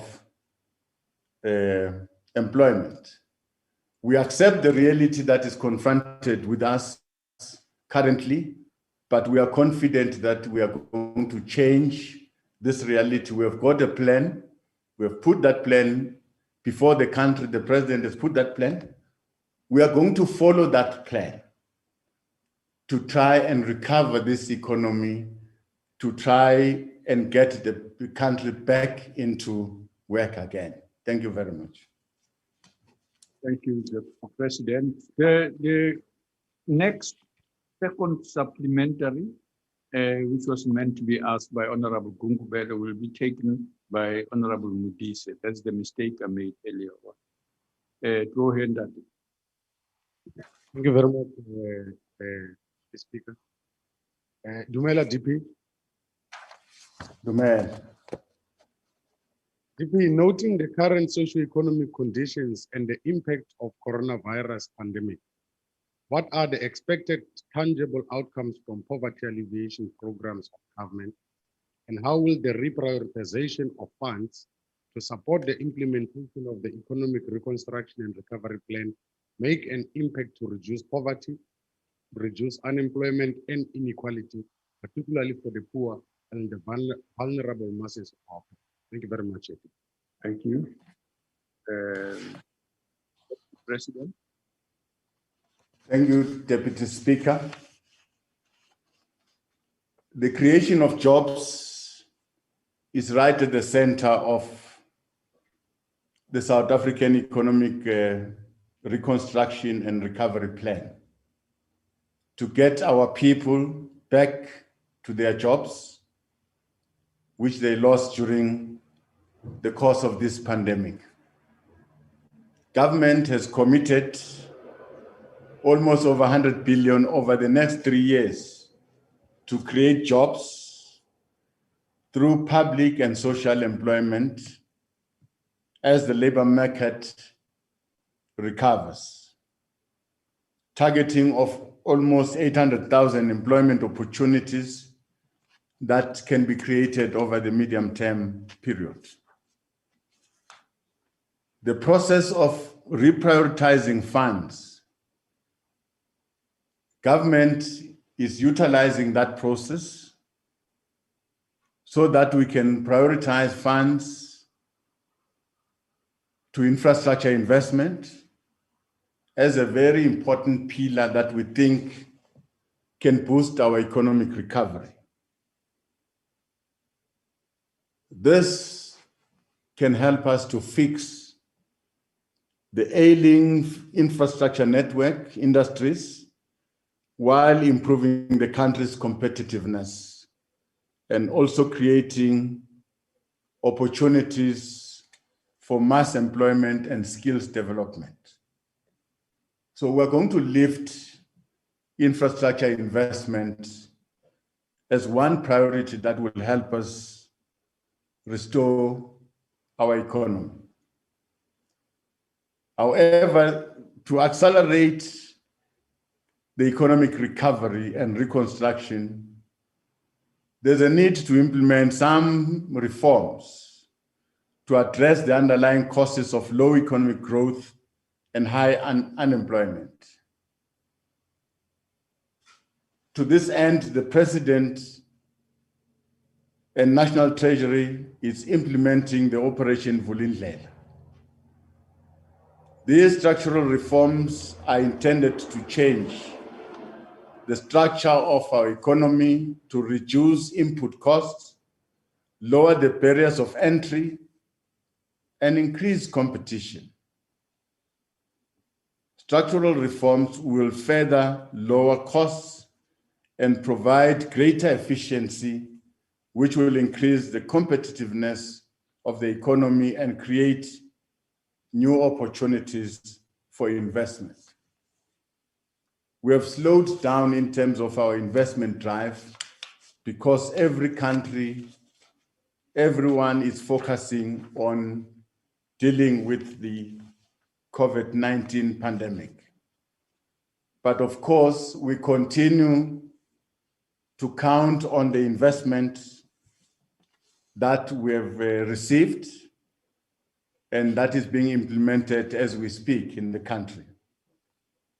Although the process is very slow, we are hopeful that as we deal with this COVID-19, we'll be opening a way for this investment to be speeded up.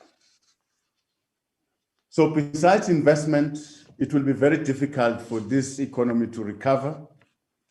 And as government, I think we need to create the very conducive environment for these investments to happen. Thank you, Honorable Speaker. Thank you. The third supplementary is by Honorable Gigi Hill-Louis. Thank you very much. I must say it's very interesting that the Deputy President's Twitter account tweeted that answer to that follow-up even before it was asked. But you must mind your time, please. No, that's part of my question. It's just miraculous. There must be telepathy. But any honest assessment of the government's performance in combating poverty and getting people into jobs must accept that every single one of the big major centralized service departments in government is in various states of collapse. Eskom, PRASA, SAA, Post Office, Home Affairs, Police, I could go on and on. Is it not time that the Deputy President and his government be honest about the fact that the ANC's model of the developmental state is broken, and that those services should be devolved down to the lowest capable, competent government that can actually deliver them. Thank you. Deputy President. Thank you very much. Well, we still believe that whatever the challenges that we are faced with as a government are challenges that we can deal with. The problems that are affecting all our state-owned enterprises, we are dealing with those challenges. We have dealt with SAA, we are dealing with ESCOM, we're dealing with Transnet, we're dealing with TENEL, and there's increased capacity that we are putting in those SOEs, and I'm sure it will take some time to turn them around. I'm confident that we're on the right track. It's a question of time. Of course, what is compounding the situation is the advent of COVID-19. So the situation is looking more bleak because of COVID-19. Everything has been slowed down. But the work that is done currently by Minister Gordon in the different state-owned enterprises, it's a very good piece of work, needs to be supported, and I'm sure through time, we are going to reap the benefits. Now, our workings as government, I must admit, that has been affected by the COVID-19. We're not working as we are required. Most of the time, you can see even in this house, we are talking through the hybrid model. We are connected there virtually, and we are not supposed to be in gatherings of more than 500 people out there. So everything that we're doing is limited and it's constrained by the regulations so that we can avoid spreading COVID-19. That means as a country, as a world, we are learning to live with COVID-19, but continue to work, continue to address our challenges. So everything is not really bleak. I think we'll find our footing, we'll be able to adapt to this virus and be able to move a bit faster. Thank you very much. Thank you, Deputy President. Honorable S.A. Buthelezi.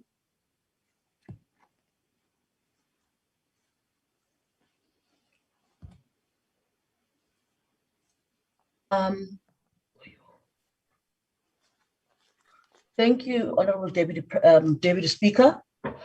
What initiatives will government commit to over the next 24 months so as to encourage business growth with corporate social initiatives to reduce the triple threat of unemployment, poverty, and inequality? Additionally, please outline what programs are specifically designed to address the triple threat for youth, given that South Africa has the highest youth unemployment stats on the continent. Thank you, Deputy Speaker. Thank you, President. Thank you, Honorable Deputy Speaker. We have presented our recovery plan, our economic recovery plan, which focuses on a number of sectors. And we're going to pursue that recovery plan. But as we pursue this recovery plan, we are going to intervene where necessary to try and create employment. That is why the employment stimulus. So we should not look at the stimulus package as something that is going to be a mainstay. The mainstay is the recovery plan. I have said we have prioritized infrastructure and we're doing very well. We've identified all those projects and currently we are working. These projects are continuing on the ground. We are dealing with challenges that we are confronting on the ground, stoppages and all that, and we hope we're going to handle those projects. But in the process, as we deal with the recovery plan, we are confident that some amount of jobs are going to be created. And of course, the economy gradually will open up and allow more and more new entrances. And as we try to build the economy, we are confident that new enterprises are going to stem up and come into action so that more and more people can be employed.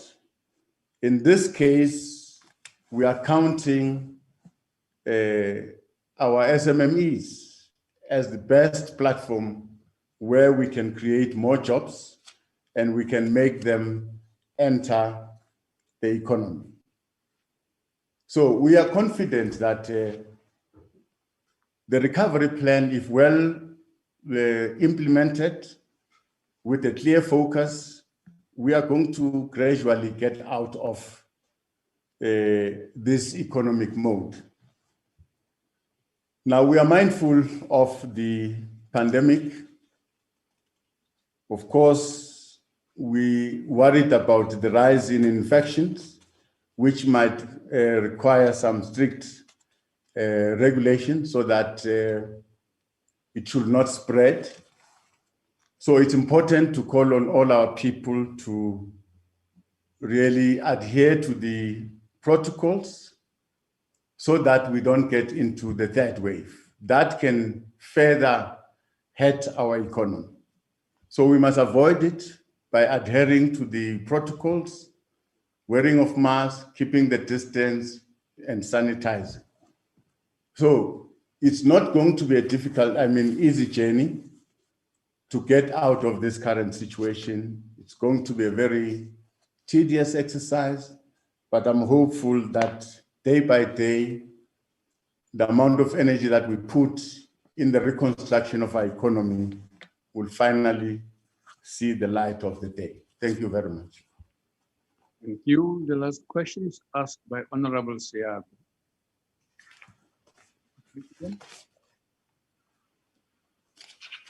Thank you, Honorable Deputy Speaker. The South African National AIDS Council, as a multi-sectoral structure that fosters dialogue and consensus between government, civil society, business and labor, has several governance structures, including the Program Review Committee. This structure provides technical expertise and guidance on the programmatic activities of the implementation of the National Strategic Plan for HIV, TB, and STI. Since the start of the COVID-19 pandemic, SANA continues to receive regular updates on the implementation of COVID-19 programs, as well as on the impact of COVID-19 on TB and HIV program. These updates have specifically been on the integration of HIV, TB, and COVID-19 programs. And most importantly, on the fast tracking of HIV and TB catch-up plans by provinces. These plans are being implemented by relevant government departments, such as health, higher education, and social development, to make up for HIV and TB client losses due to COVID-19 pandemic. Current practice at every health facility is to screen everyone who presents any ailment for TB symptoms. However, the recently released results of the TB prevalence survey showed us that symptom screening on its own has got a low sensitivity peak up rate for TB cases. As a result, non-symptomatic patients tend to be missed in the process. To address this gap, we have introduced routine testing irrespective of symptoms for certain high-risk groups, people living with HIV, contacts of all people diagnosed with TB, and people who have been previously tested for TB in the past years. This is what we refer to as active case finding, which is done to make sure that the spread of the disease is minimized at community level. The department is running a Welcome Back to Care campaign, which have been activated nationwide in order to bring back all those who were on HIV and TB treatment, but had treatment interruptions due to COVID-19 pandemic. This will ensure that patients with TB continue with their medication until they are no longer infectious, and indeed until they are cured. For HIV-infected patients, getting back on medication will make their viral load suppressed, which minimizes the risk of the viral transmission and the spread of the virus. A lot of these services, including testing and screening, are being offered at the community centers away from hospitals, and patients are even able to collect medication at pharma locus and their local retail pharmacy as part of government central chronic medication dispensing and distribution program. If such patients, they don't wish to visit health facilities. Between June and September 2020, the SANAC Trust held a series of country dialogues with critical stakeholders to ensure that HIV, TB, and STI response was sustained and called for the dual testing of COVID-19 and TB. This led to the resource mobilization for both PEPFAR and the Global Fund to invest in strengthening HIV and TB programming to mitigate the negative impact of COVID-19 on our health system. The SANAC Interministerial Committee has since approved an integration of HIV and AIDS, TB, and COVID-19 programs, as well as fast-tracking HIV and AIDS, TB catch-up plans in order to make up for HIV and AIDS, TB client losses due to the COVID-19 pandemic. In addition, considering the negative impact of COVID-19 pandemic on the achievement of both national and global targets, SANAC Plenary resolved to extend the term of the current National Strategic Plan for HIV, TB, and STIs so that it ends in 2023 and not in 2022 as initially intended. This extension will allow SANAC sectors some time to implement catch-up plans that are aimed at accelerating the provision of services towards the attainment of the set targets. While we have surpassed the target with respect to the percentage of people knowing their HIV status, more efforts are still required with respect to enrolling people on antiretroviral treatment and ensuring that they are virally suppressed. Even more efforts are required to help us meet our 90-90-90 targets for TB. To this end, we have met the civil society to discuss these challenges and agreed to continue working together to address the identified shortfalls. The civil society sector of SANAC responded swiftly to support the country's health system by collaborating with other civil society formations to establish the Community Constituency COVID-19 Front within NEDLEC. These initiatives entail an integrated response to COVID-19, HIV, and TB using technology with a particular focus on advocacy, social mobilization, public awareness, legal support, and promotion of human rights, as well as contact tracing and screening. Community health workers also continue to provide a vital service in support of the country's health system by reaching out to patients and community members who require healthcare assistance. This includes conducting household visits to monitor HIV and TB patients and ensuring that they do not default on their treatment. Honorable Deputy Speaker, I want to commend all civil society formation and community healthcare workers for their hard work and commitment in supporting our health system.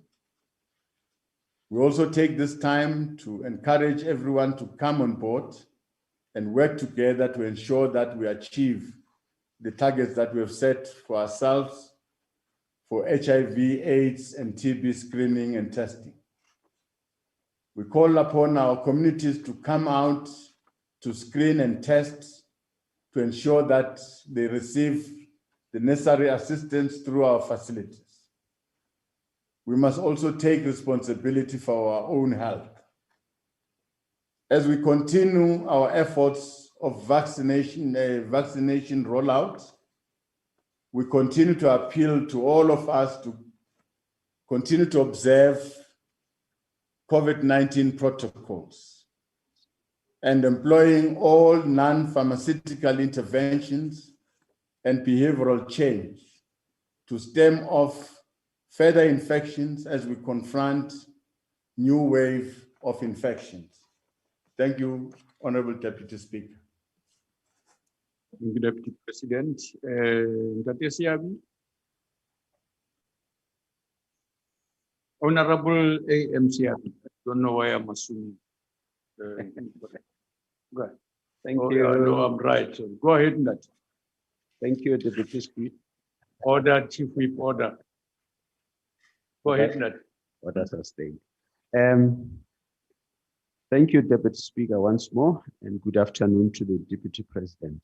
And thank the Deputy President for the comprehensive response, which is highly informative. Deputy President, the experience we are taking home from the advent of this pandemic, COVID-19, is that as a society, we are adapting to the changing world, where we are now continuing with our life, doing things online. This also, we see government coming on board with the introduction of systems such as the electronic vaccination data and COVID Alert South Africa, as a way of enabling people to continue registering for inoculation online. My question, Deputy President, is how is government planning to expand such systems in the fight against TB and HIV and AIDS, continue encouraging people to screen and test? Thank you, Deputy Speaker. Thank you very much. And you stayed very much within your time frames. Thank you. Deputy President. Thank you, Honorable Deputy Speaker. Correctly, government is taking up the challenge. For instance, the Department of Health has already introduced a mobile application for screening and reporting on all the expanded screening activities. For example, patients are now able to collect their medication at pharmacy lockers as part of the central chronic medication dispensing and distribution program. The Department of Social Development has developed a phone application to provide support to teenagers and young adults to overcome social and behavioral drivers of HIV. SANAC has also developed community-based measures in responding to COVID-19, HIV, and TB using technology named Tusa Sichaba, which allows identification of issues as well as responses at a household level.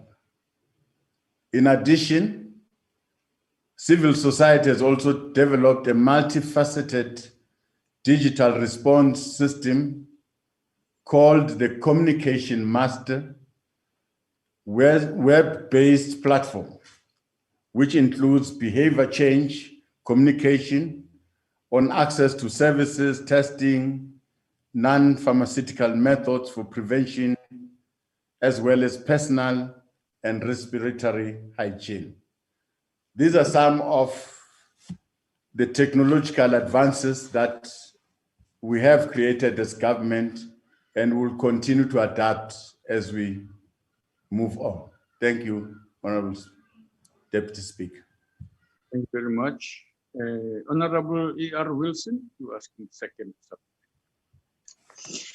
Thank you, Deputy Speaker. Deputy President, only 3.5 million South Africans have been registered on the chronic medicines and dispensing system. However, Deputy President, we know that there are in excess of 7.5 million HIV and AIDS patients in South Africa requiring care, and this does not include those with heart conditions, diabetes, and other conditions which require monthly life-saving medication. The chronic meds and dispensing system is therefore planning and ensuring that adequate supplies of life-saving drugs are available at the right facilities and that appropriate care is available at all times. Instead, the sick and vulnerable find themselves traveling at costs and queuing at facilities day after day, week after week, sometimes month after month, because the medicines critical to their survival is not available. What are you going to do, Deputy President, to ensure that this is sorted out and that these people get the required care in terms of the Constitution? I thank you. Honorable Wilson, can I give you unsolicited advice? When you leave your question to the last minute, you go over the boundary of your time allocation.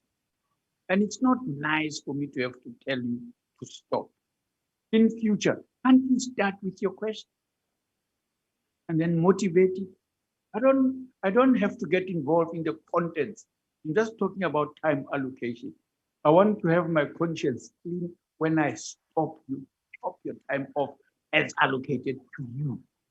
In future, please, members, all of you, think about that. Start with your question.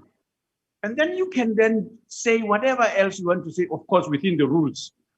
With respect, I really respect the time you are allocated. Deputy President, please go ahead. Thank you, Deputy Speaker. The honourable member is correct. And I've said in the beginning that SANAC Plenary has adopted a catch-up plan, precisely because of the realization that we have lost a lot of time, we have switched our focus, paid more attention to COVID-19, and somewhere we relegated HIV, TB to the background.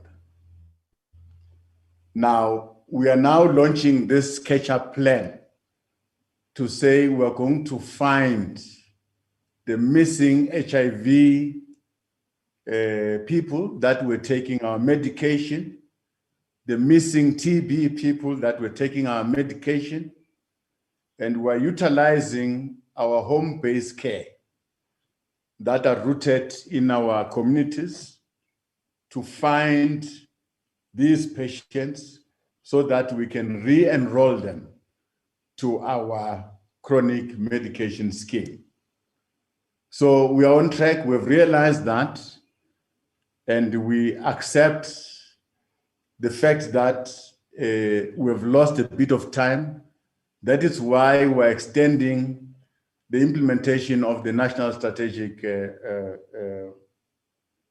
Plan, and we're allowing the catch-up plan to take place so that we catch up on all the people that we've lost, the people that are missing are out there, and I'm sure we are going to find those people and enroll them in our chronic medication system. Thank you. Thank you, Deputy President. Honorable Ndlozi. It's me, Deputy Speaker, who's going to take the question. Kalipi. Okay. Go ahead, Honorable Kalipi.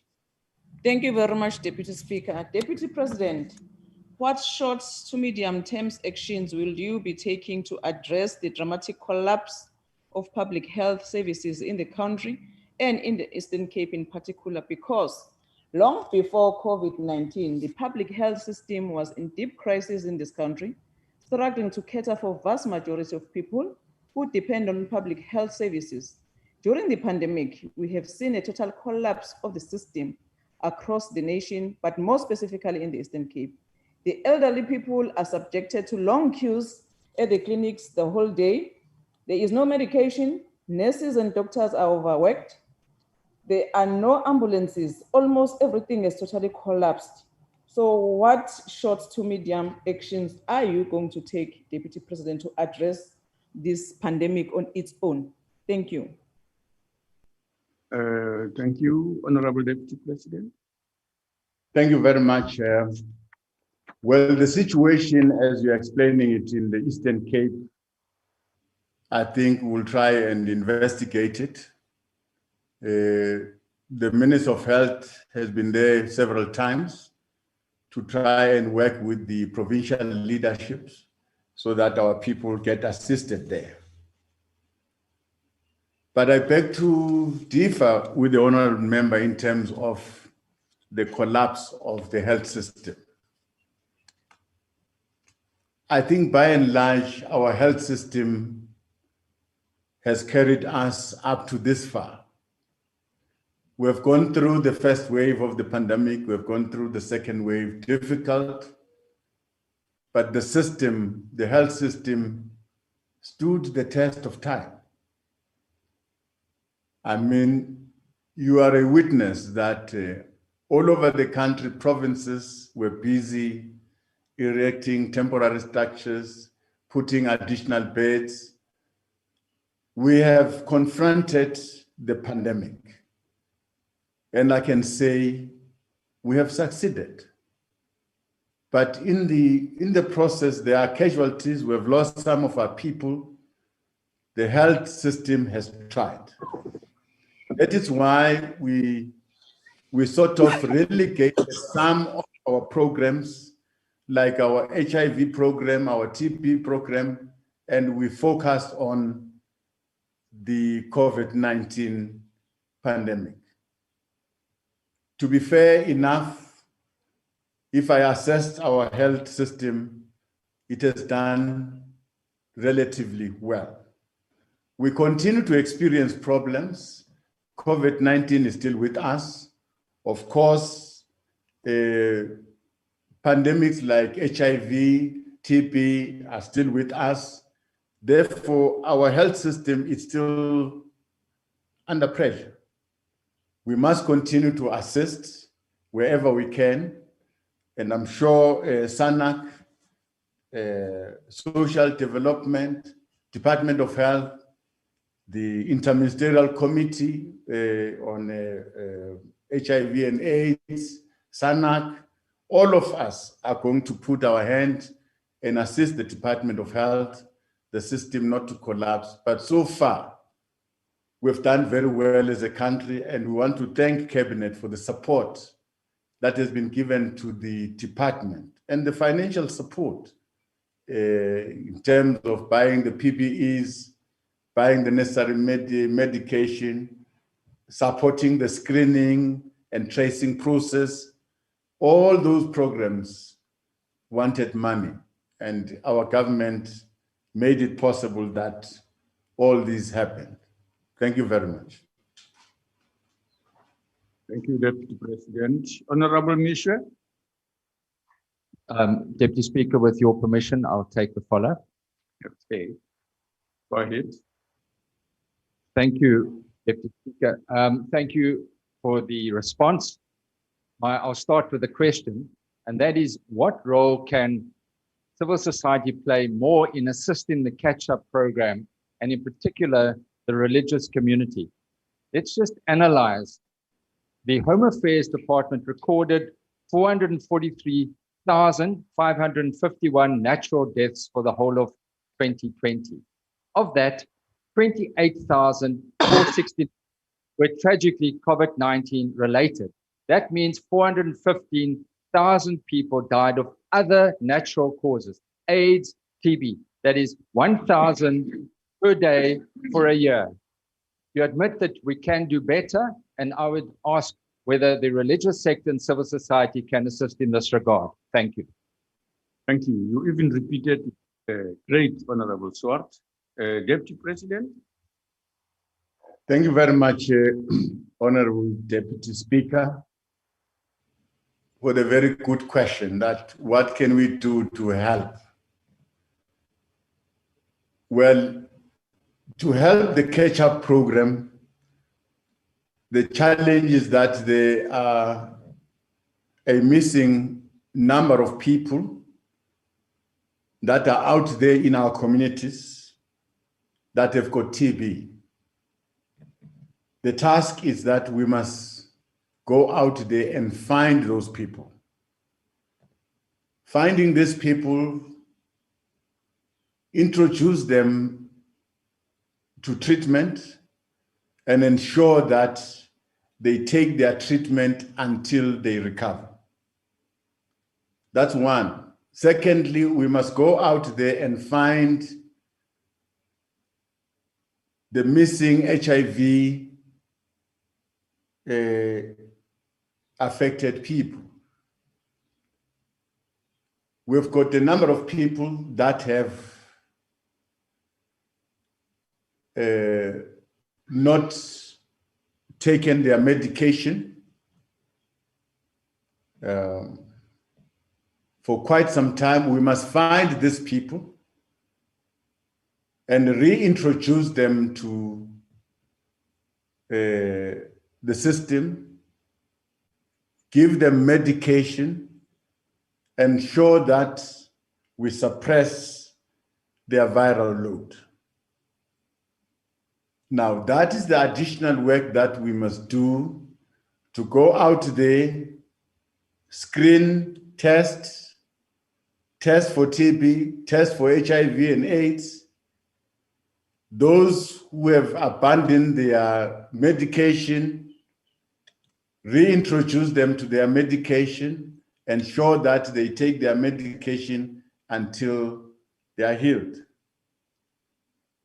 Ensure that they take their medication continuously and they don't default.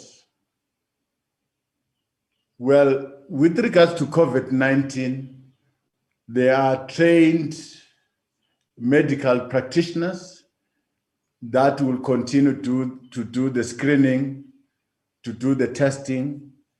But with the TB and HIV and AIDS,